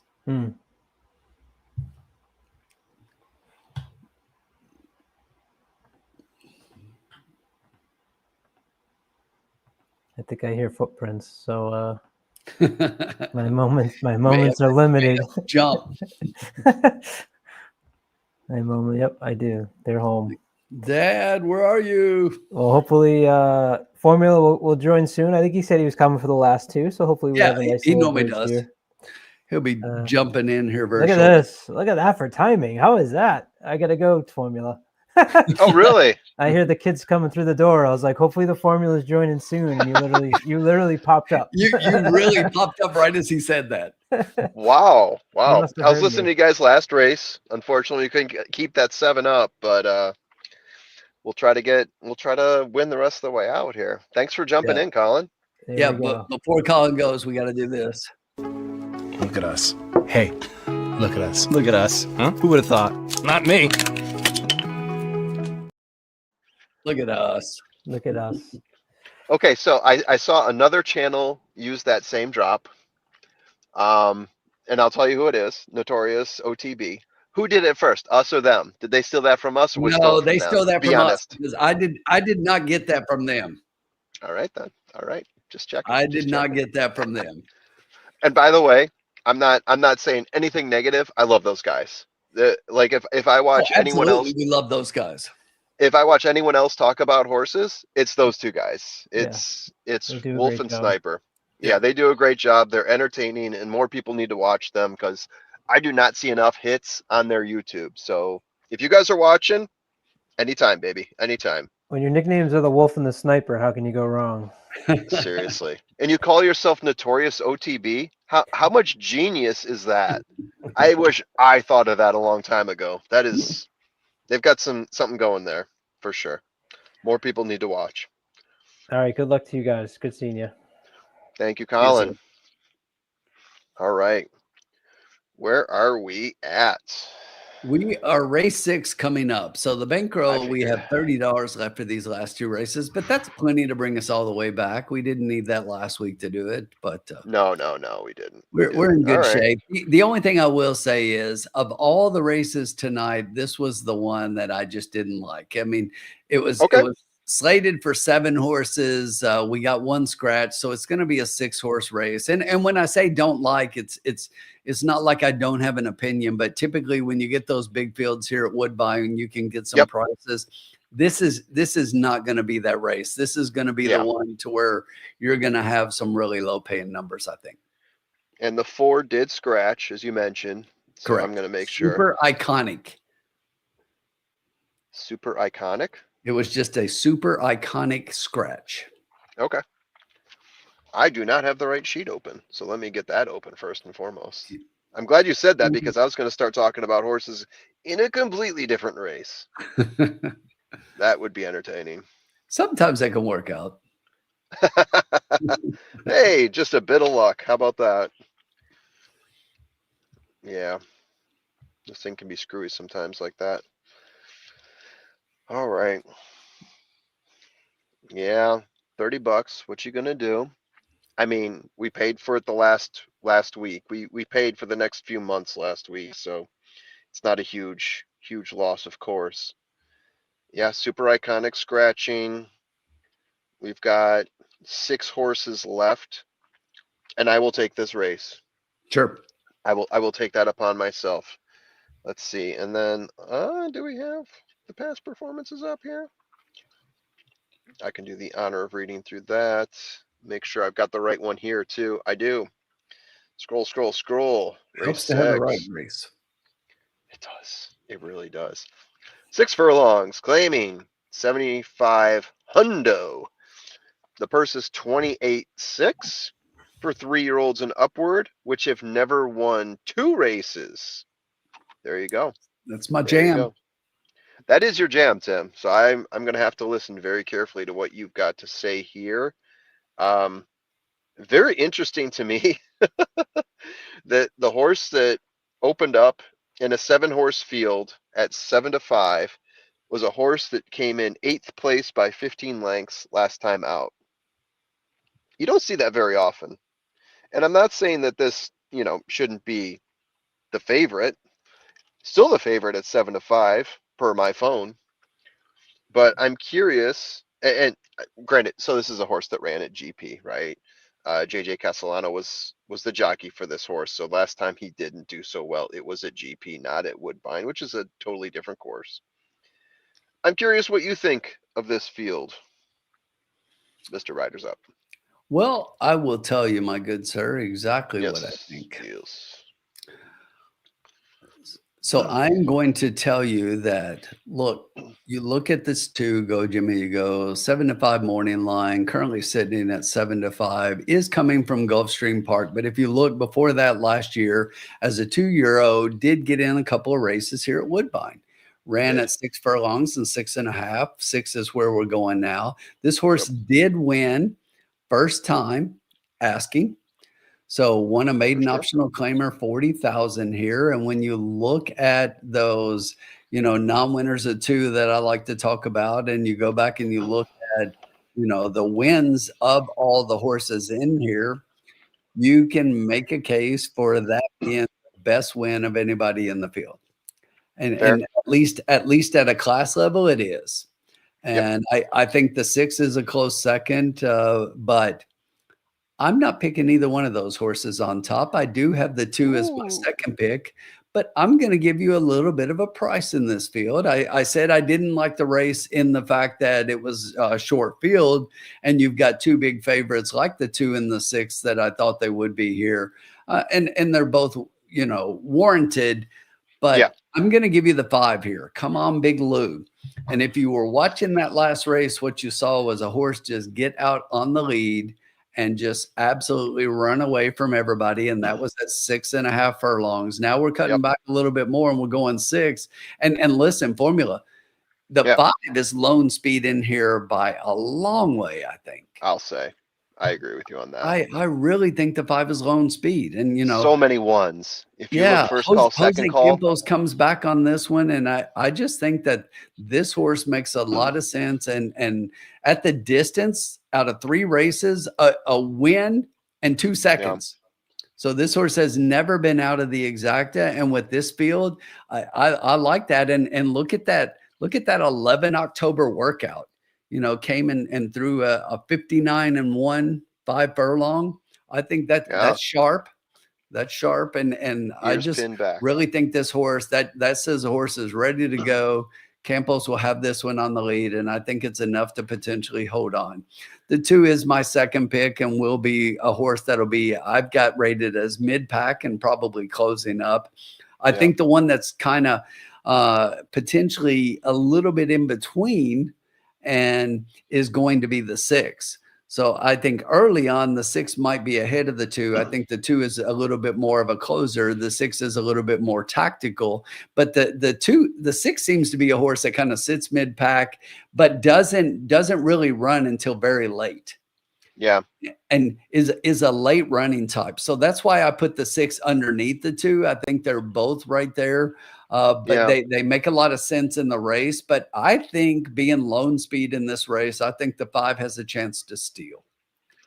Yeah, if I look at the 6, so that to your point on the 6, what are we running here? 6 furlongs. 6 furlongs.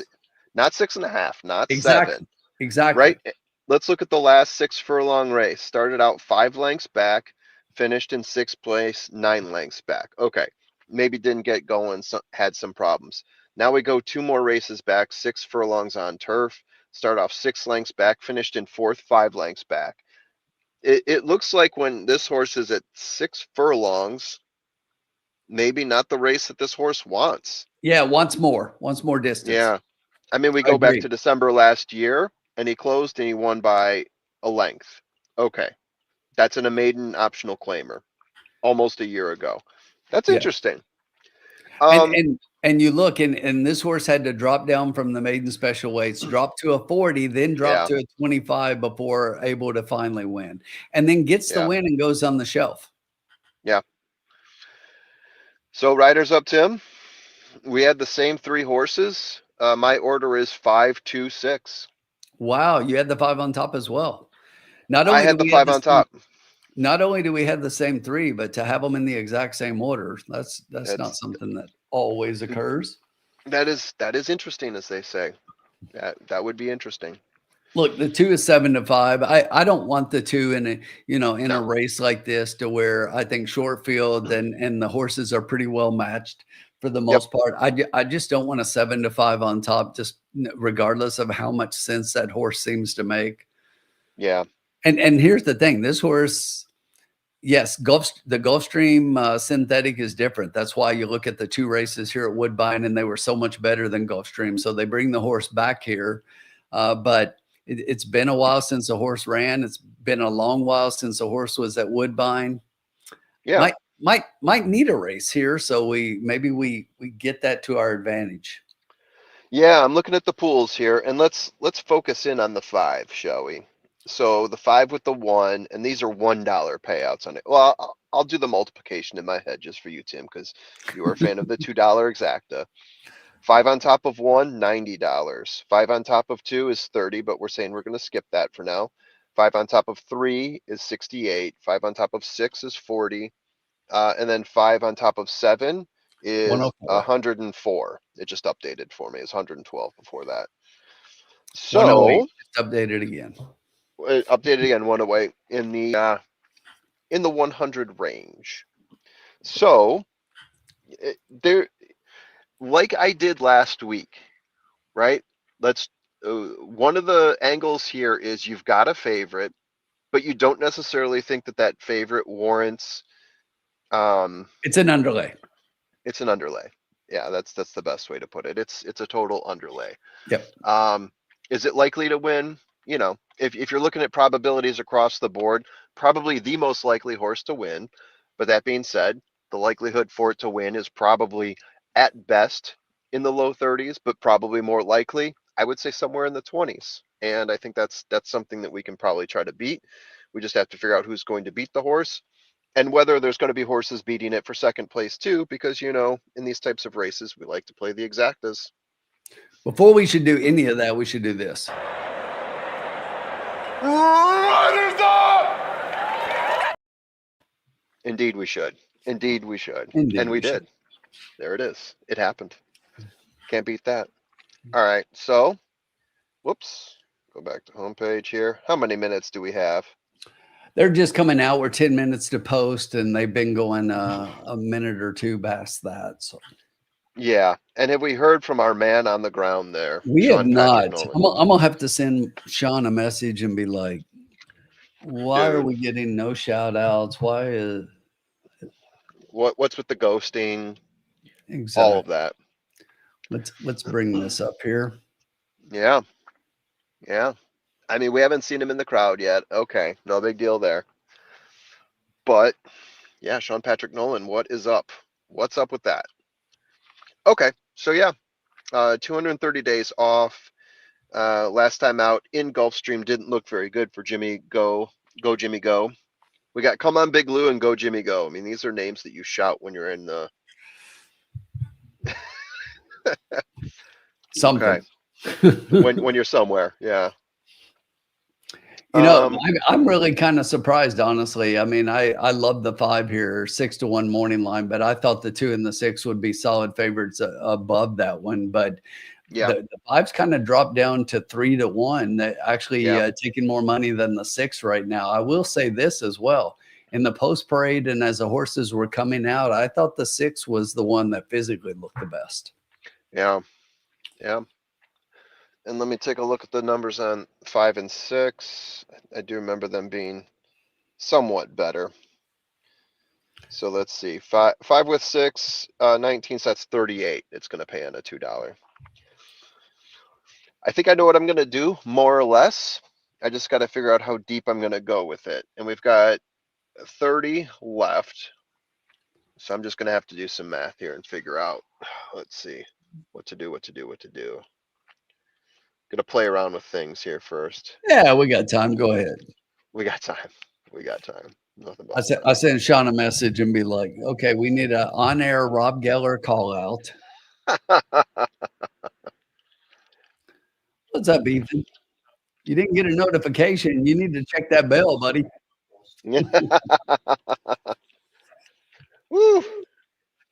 Ethan, if you were gonna miss, this was the night to miss. You came in at the right time, so we're about to close out with a couple wins here. Yeah, we decided we're going to start winning now. Yes, we were waiting for you, Ethan, before we won. Okay. So if you've got another horse for second place, we're excluding the 2 and we're thinking 5 or 6. Who's your next horse up? But after 5 or 6? Yeah. And excluding the 2. And excluding the 2. Now you're making it difficult because you're taking out all 3 of my horses. So if I was to look at everybody else and if you knew right now that the 2 was going to come in third place, you were just told this. I'm just thinking like for the long shots here. Now I'll make this easy. Of the long shots 1, 3, and 7, which ones do you think have any sort of shot to hit the money? If I had to pick a horse between 1, 3, and 7, I'm all in on 7. Holy crap, that's the opposite of what I was going to do. Okay. What do you like about that 7? Not that you really like much. Sean would give you the 3 just because Sky is on the 3. Sky Chernetz. Okay. There's Keva Nichols. But I do like the 7. So a couple angles here. So we're second off a layoff. I'm willing to line through that last one. And you got to go back to the maiden race that this horse won at 6 furlongs here at Woodbine. Came back in early spring and something happened early in that race because this horse was just kind of eased and just kind of, if you watch that, jogged back at the end. Came back, definitely needed a race. The horse hadn't really been off for a long time. Okay. So, of everybody in the race, I just think it's of the ones you mentioned, this is the one I would expect to move forward. Interesting. Right? If I will say this, I don't like the 1. The 1 would be the last of the 3. And if you weren't gonna go with the 7, then I would definitely go with the 3. I do think that the 3's numbers are a little better. This is a third off a layoff. You know how much I love that. But another one but here's the thing: in the last 2 races, this horse has kind of run the exact same race. Yeah. Kind of know what you're gonna get. Yeah. Yeah. Okay. I just have to know how much to multiply this by. Can I place a $3 bet or yes multiples? you yeah, absolutely I think I can. All right, I'm gonna type it in. You can hit the button. Hit the button.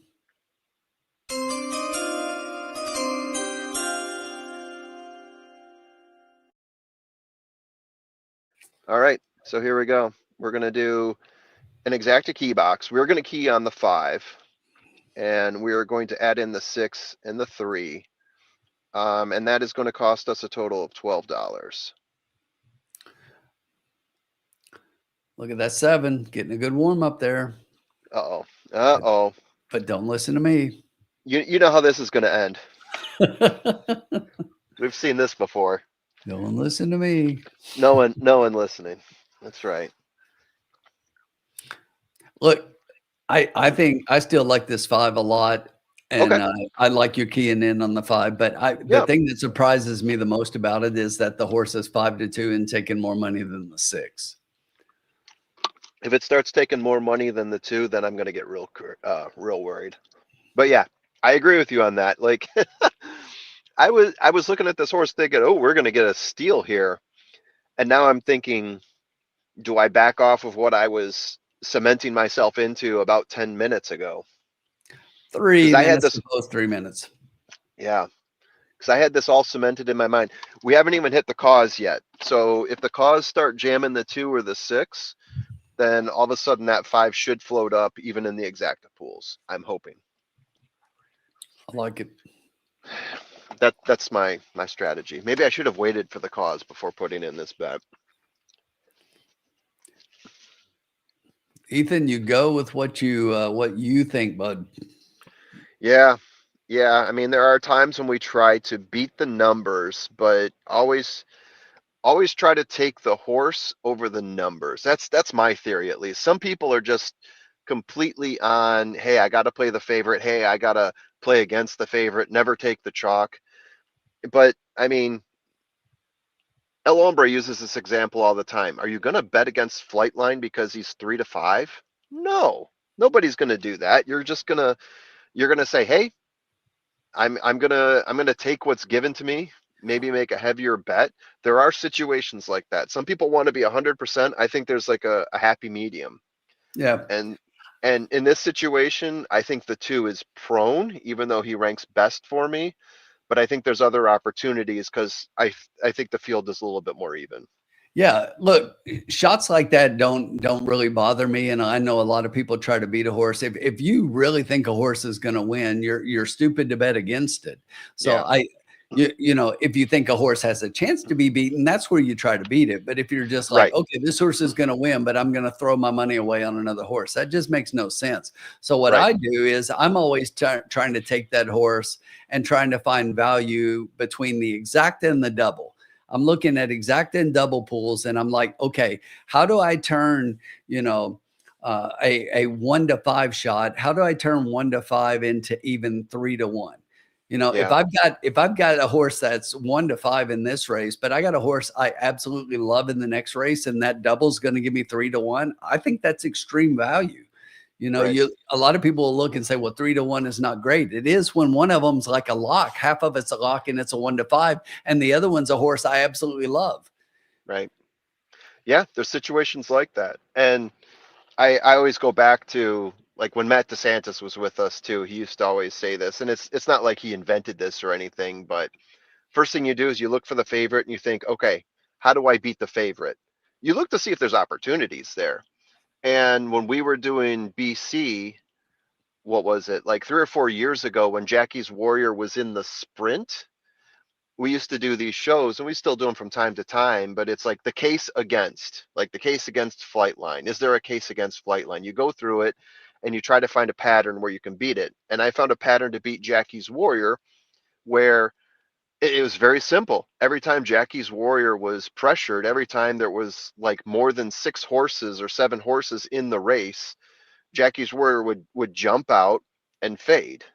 Right? The number of horses around Jackie's Warrior just seemed to bother the horse to the point where sometimes didn't even finish in the money. It was very predictable. So I said, this seems like the easiest fade to me, the easiest favorite to bet against. And sure enough, Jackie's Warrior did not win that year.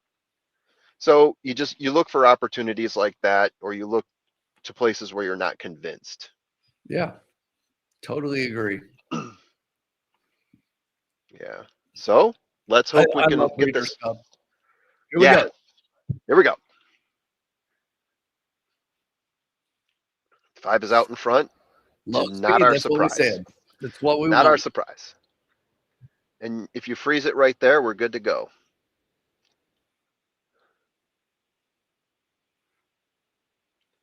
Come on, Big Lou. We've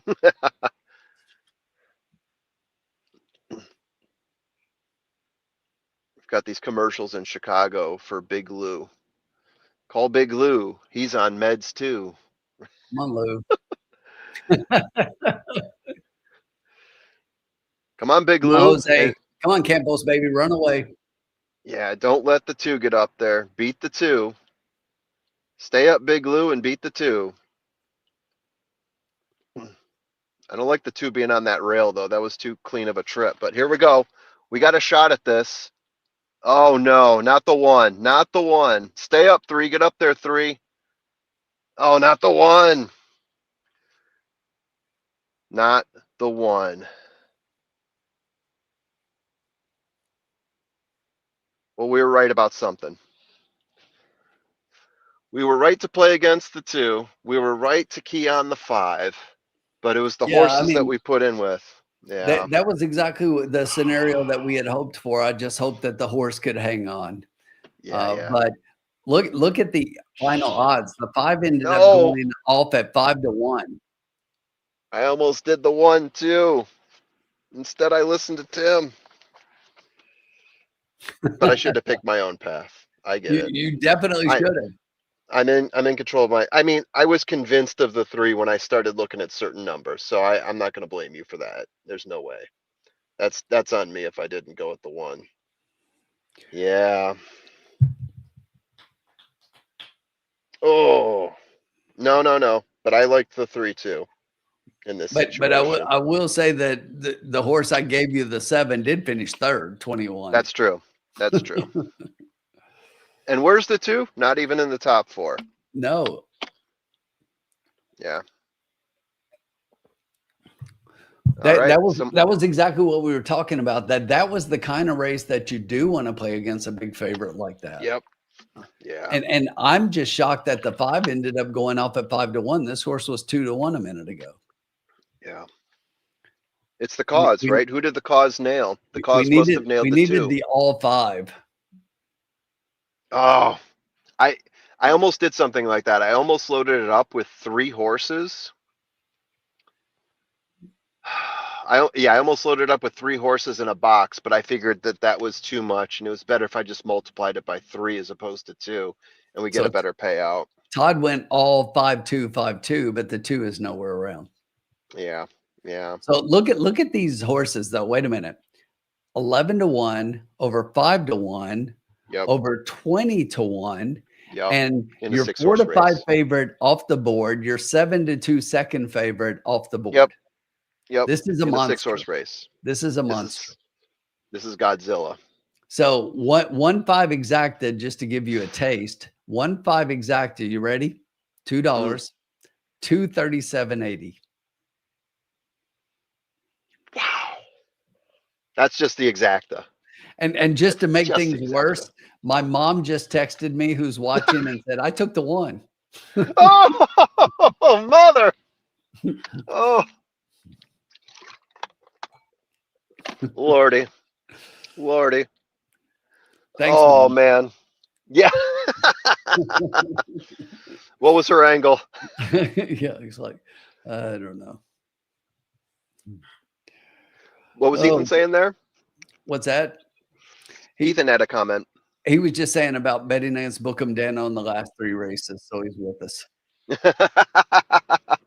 Yeah, I mean, I forgot what Bookham Dano's record's been the last 3 races. I feel like he's been really strong lately. Yeah, I mean, the last race at Bookham Dano was the day that Bookham Dano was on the card with like, who was it? Was on the card with like Torpedo Anna and somebody else, and everybody was like their singles. And I said best single of the day was Bookham Dano. Yeah. I mean, yeah, Bookham Dano is a good example, right? You look at that horse and you try to get a case to beat it, and it depends on the race, but like all those races, right? He's been on fire, and maybe there's an angle when we come to BC, but that's going to be a tough one. Look at this try for $1.733. The super for $1.2,000. Wow. $700 for $1. Yeah, I can't remember, Ethan, if he won or lost the most recent one. Look at that. He's been. Oh yeah. 52 grand. Pick 5. Jesus. Wow. I didn't hit it.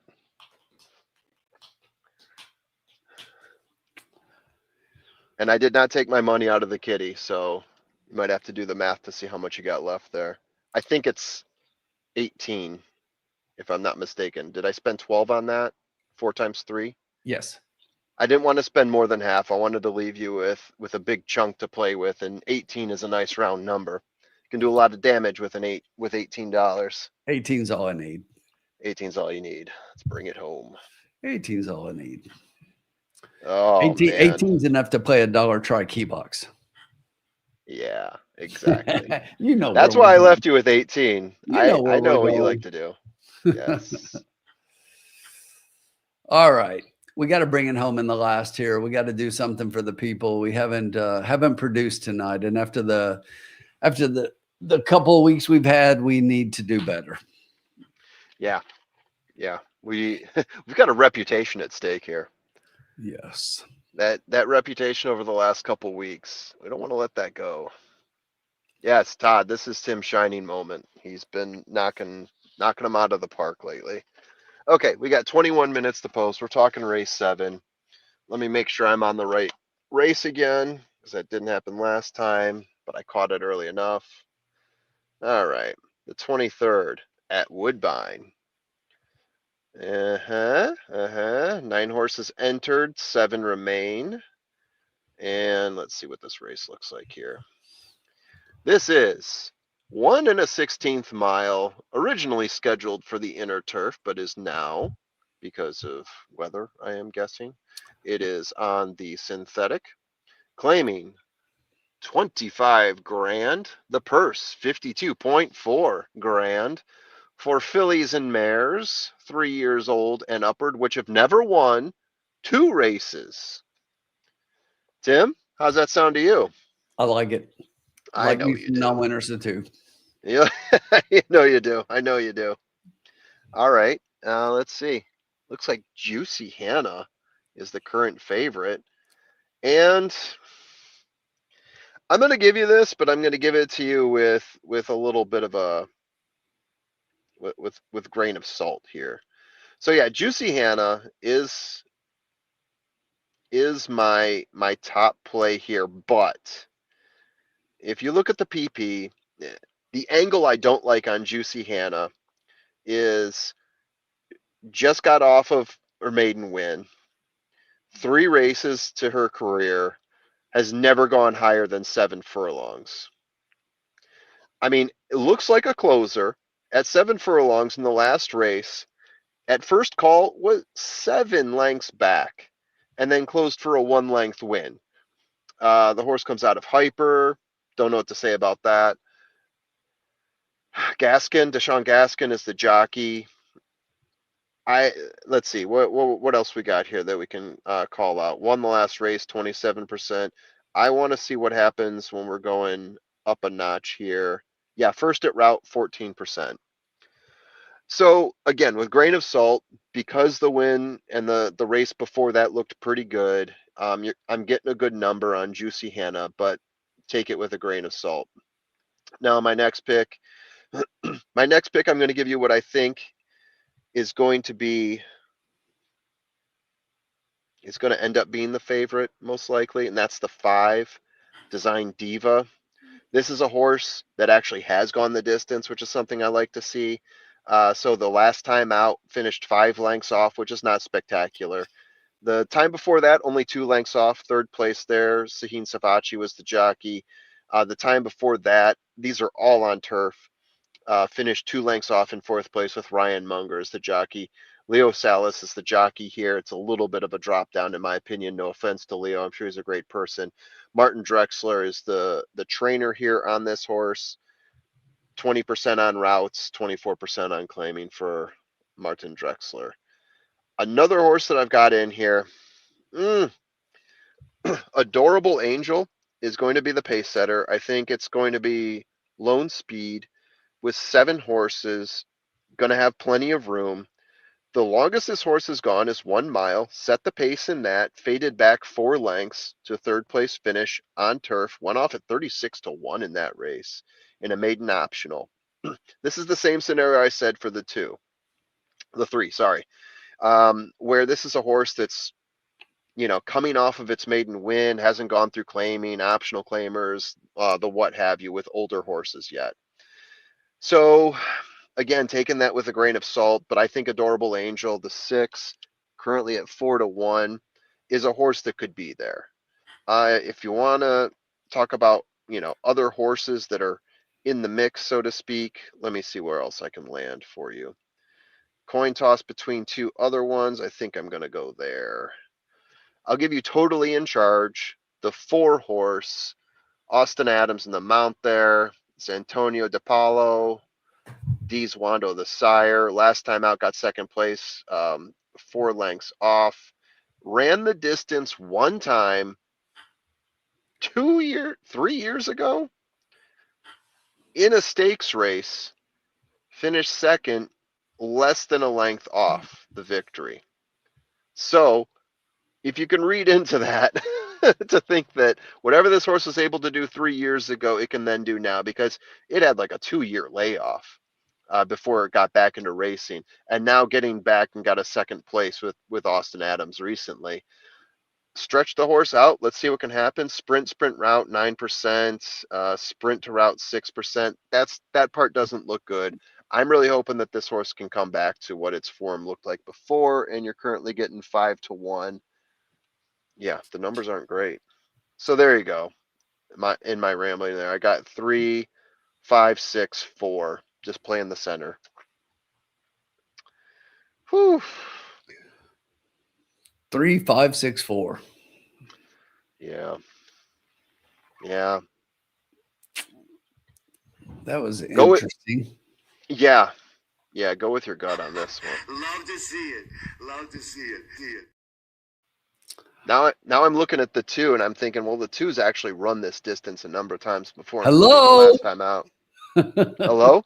Hello. I'm here. I was like, you didn't even mention my top pick. Okay, it's about time. And then I said the 2. Yes. Yeah.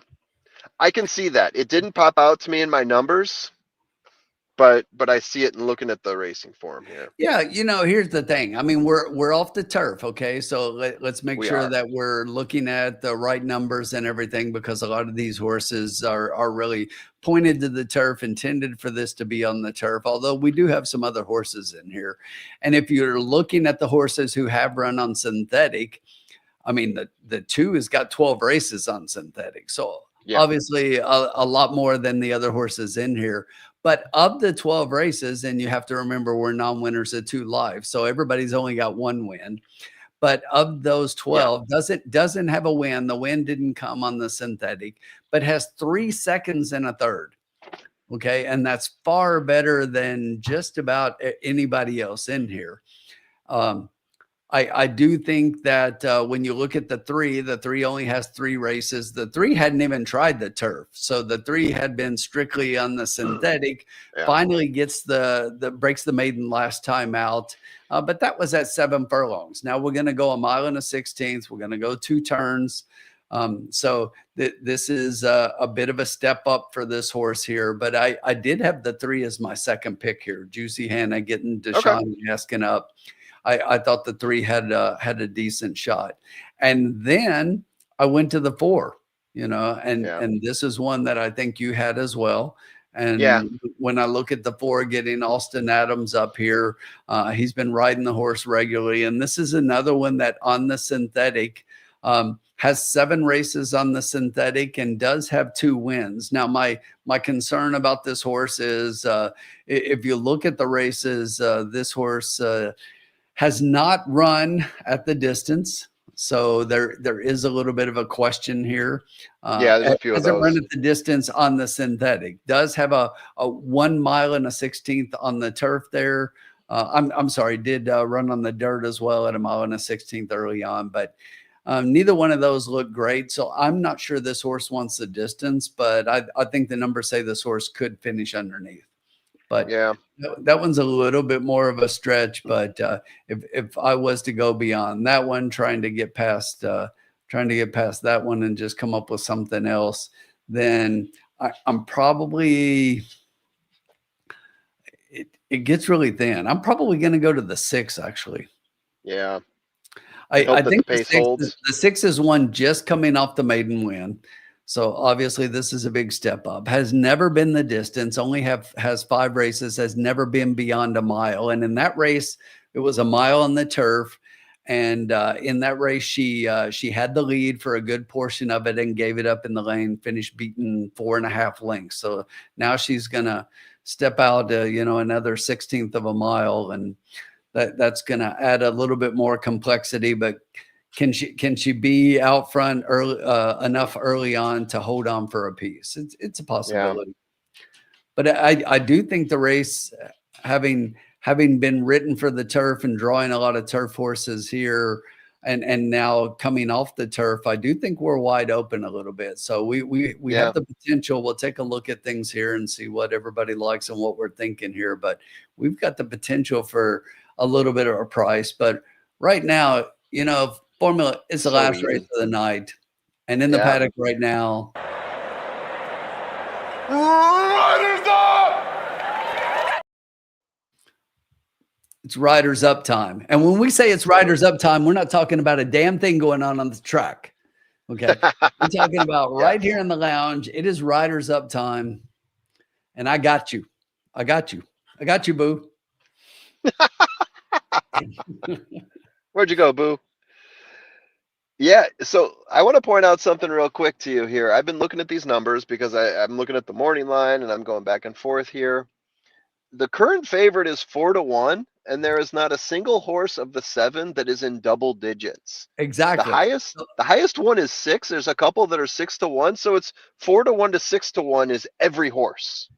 Yeah, and look, I was about to say the same thing. Look at this. 4-1, Parity. 4-1, 9-2, 9-2. So you've got 4 horses that are a few dollars apart. And then you go beyond those and oh, that just changed to where 3 of those are 4-1 and now a 9-2. And then it's a 5-1 and 2 6-1s.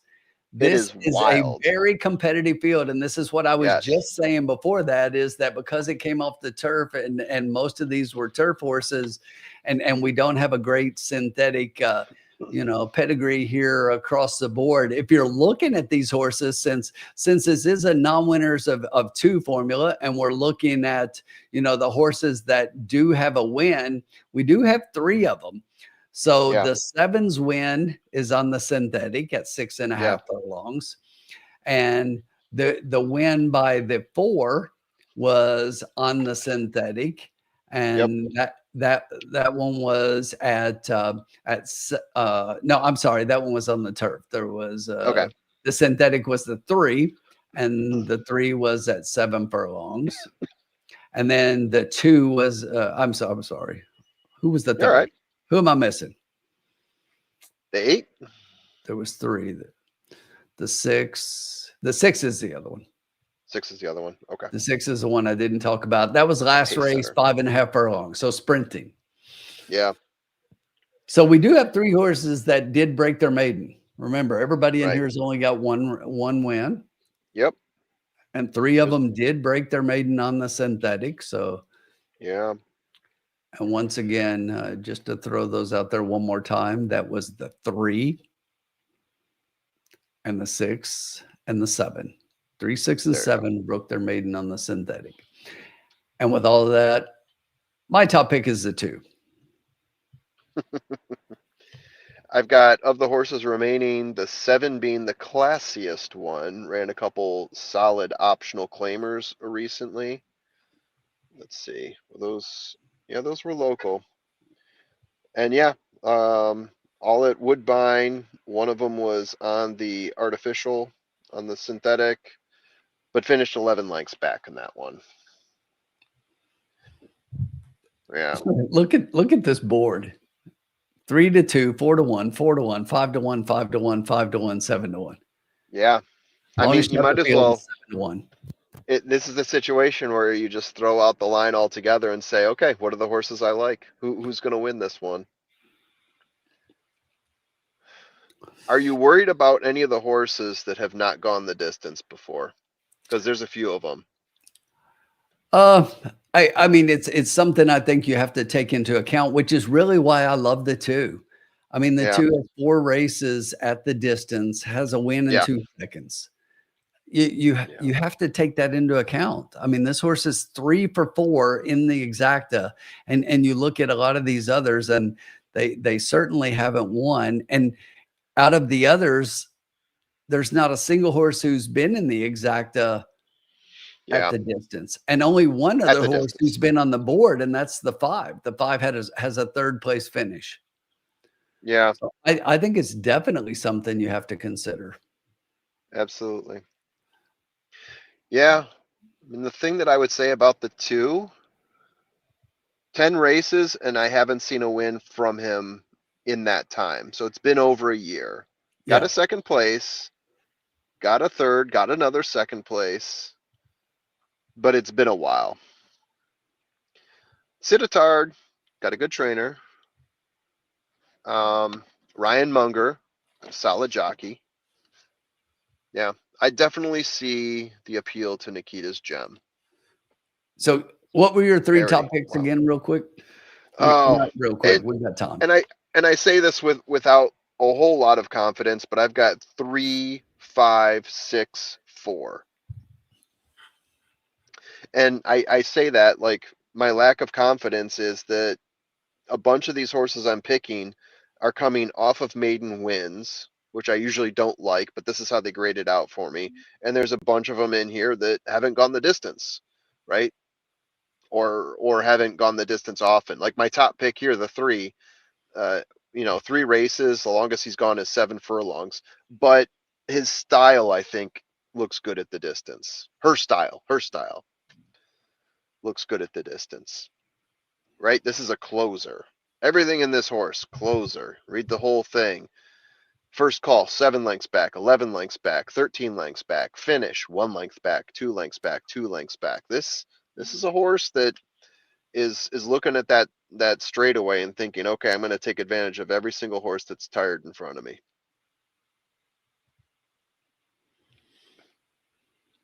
And currently sitting at 5-1, Juicy Hannah.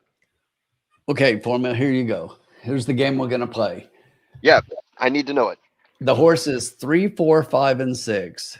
You have to throw one out. Who are you throwing out? Oh, 3, 4, 5, 6. Got to throw one out. And we're talking throw one out who's not going to be in the money, right? Yes. Okay. I got my answer, but I think go ahead. Yeah, I think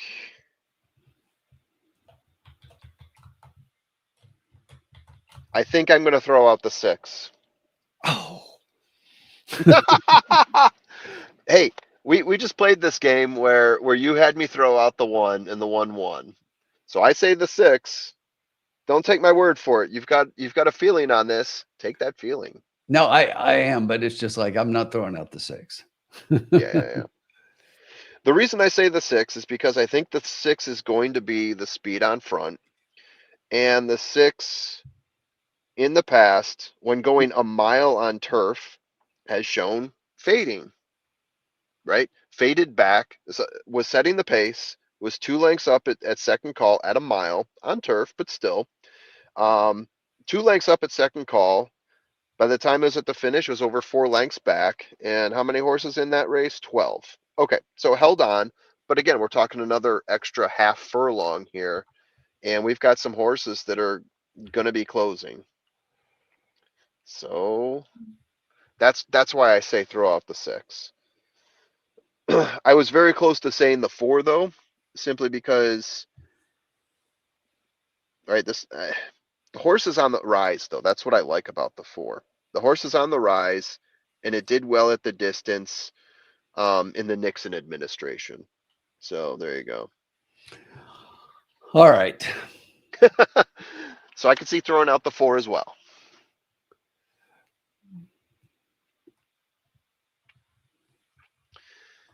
But by all means.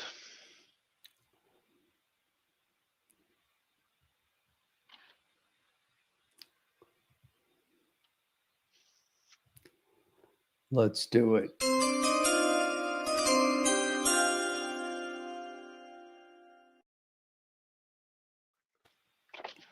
All right, here it goes. Yeah. I still like the 2 on top, and I'm going to roll with that. Okay. We are going to key the 2 on top in a trifecta. So we're straight key. We need the 2 to win. But we're going to play it for $3, which is going to be an $18 play with 3, 5, 6. All right. 2. Hold on. 3, hold 5, on. 6. Here's my reaction when you say try key without saying try key box. Okay, 1 second. You're not boxing it? But I know you. You don't like the box. Oh, man, I didn't get it all out of the car. That's all right. I'll clean that up later. Enjoy that one, everybody. Wipe that down a little bit. Got to have a good spit take once in a while. All right. Fun times. We're going to win this. I'm betting this one myself. We're going after it. 2, 3, 5, 6, just like I've been all night. It's like I'm playing what we're playing. 2, 3, 5, 6 for $3. Let's bring it home. All right. I am always scared to put these bets in place and just say this is the horse on top. But hey, you got to do that sometimes. Yeah. And you know, for me, it was back and forth between dropping the 4 and dropping the 6, and that was okay. And you know, I just went back and forth on him a lot. And when I looked at him, I mean, the 6, yes, you look at the last race and did finally break the maiden, but that was sprinting. And this horse hasn't been beyond a mile. And looks like even in that race and even some of the others kind of fades anything beyond even 5 even at the 6 furlong on the synthetic. This horse was backing up badly.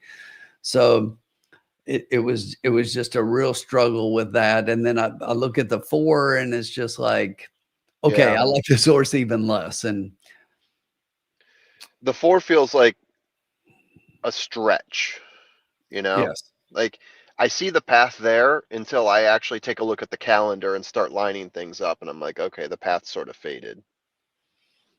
Yeah. Yeah. This is another one. Hasn't been 2 turns at all. In forever. Yes. The trainer sprinter route is only 13%. We just got to hope that we stay behind right now. Yeah.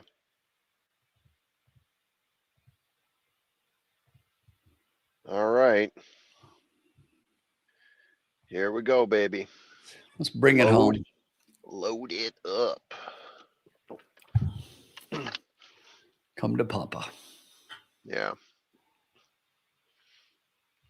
Yeah, and this is a race opposite of the last one where you don't look to try to beat the favorite because it's very difficult to tell who the favorite is. You might as well just go with who you like best. The announcer just mentioned us. Oh, where's our volume? Oh. Sean got him to give us the shout out. And we missed it. Oh no.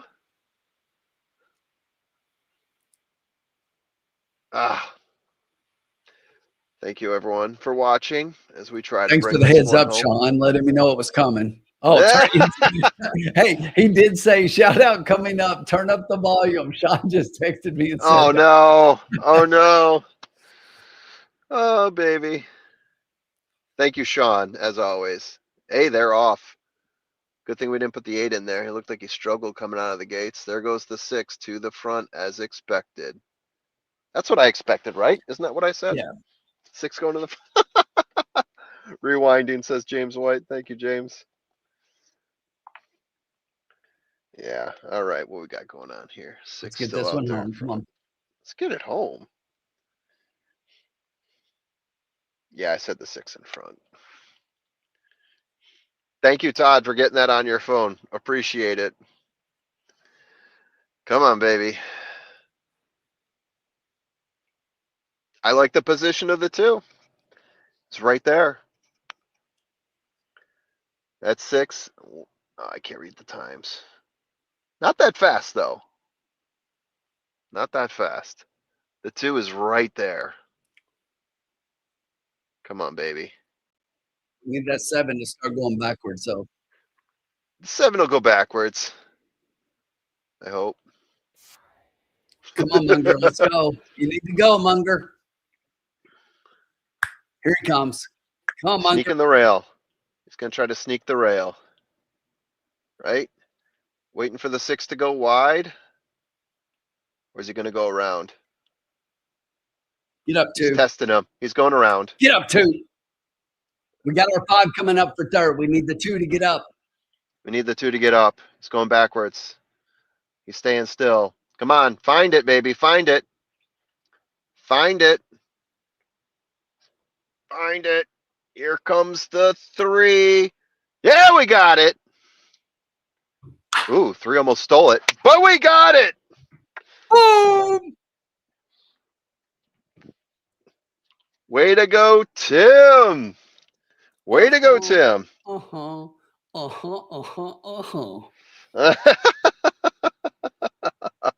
Only winners, baby. Only winners. Okay, so that's 2 over. Baby, look at me. Look at me. We got one! Your money, and you know what else? You're a big winner tonight. We specialize in making stacks on stacks on stacks on stacks. You're a big winner. I'm gonna ask you a simple question. I want you to listen to me. You're gonna like the way you look. I guarantee it. Who's the big winner here tonight at the casino? Huh? Mikey, that's who. Mikey's the big winner. That is a Riders Up Tim special, guys. And okay, so here we go. Now we play the trifecta guessing game. So we got what? 2 over 3 over 6. So 2 over 3 of 6 is 5 to 1. Keep that in mind because that's the third horse here. Oh. The probables on the 2 and the 3 are 28 for $1, which makes it 56 for $2. So what do you think that makes a trifecta for? What are we guessing here? 50 cents? Well, we got it for $3. Remember that. I know we got it for 3, but I'm just guessing like for 50 cents, and then we multiply it times to get the 3. Okay, so let's do that. So I was thinking, because I always think in terms of $2. So let's go 50. Oh yeah. So it's okay. It's okay. I'm doing my math. So I think given that the 2-3 exacta for $2 is paying 56. Yeah. I think we're probably 40 for 50 cents. Oh, I was going to guess way more than that. You think? On 50 cents, because 6 to 1 underneath, and 6 to 1 is one of the lower odds. I was going to guess that if we're getting 28 there, I was going to say that on 50 cents, we're going to get 70. That's what I'm thinking. So if we get 70, you multiply that times 6, then we're going to get 400. Yeah. But maybe I'm crazy because this is a 7-horse race, so maybe the pool's lower. But that's my guess. Yeah. You got fans in the chat section, I'll Tim. take it either way, baby. It won't be the 900 I got at Keeneland, but I think this will be a good payout. Yeah.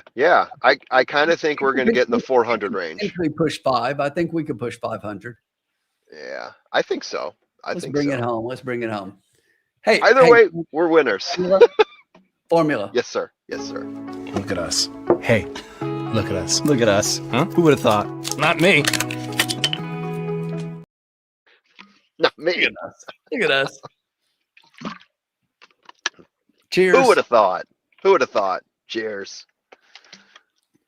All right. But you know what, Formula? This is what I love more than us hitting. Yeah. Todd said, thank you. He hit it. Jay Worm said, thanks. He needed that one and he went with us. So, yes. John Nolan says, shout out to the Prophets. What's up, Spin? Spin, feel free to spin that around to your Woodbine friends that we just nailed that trifecta, or Tim nailed the trifecta, I should say. We. Yeah. Thank you, Rex. We appreciate it. Bobby D, thanks for tuning in as always. That's 3 in a row, baby. Don't forget, guys, next week. So next week we're headed into Breeders' Cup time. We're not sure about Friday, but we will definitely be on Saturday. Yeah. Here we go. $1 try, 116. Multiply that by 3. So we will be at least 355, 356, somewhere around there. Let me. Came very close to the 400 mark I was mentioning. That's not bad. Because what did you say, 116? I've got it right here. I can not do the math and just look at my ADW because I bet the exact same $3. 350.55. Woohoo! We'll take it. We will take it every single time. And since we had taken the bankroll to 0, that means that our final total is 350.55. We tripled it. Took up to the last race. I mean, came close. You tell me what channel out there comes in, interacts with the people in the chat, gives out winners, and consistently week to week goes home with money in the pocket while having a hell of a good time and having a few drinks. That's right. If they're doing it better than us, you should definitely follow them because we're kicking ass and they must be killing it. That's right, baby. Only winners in the lounge. Sean Nolan said it. 180 people tuning in right now. Give us a like. Give us a like. Come on. Absolutely. Hit the like button.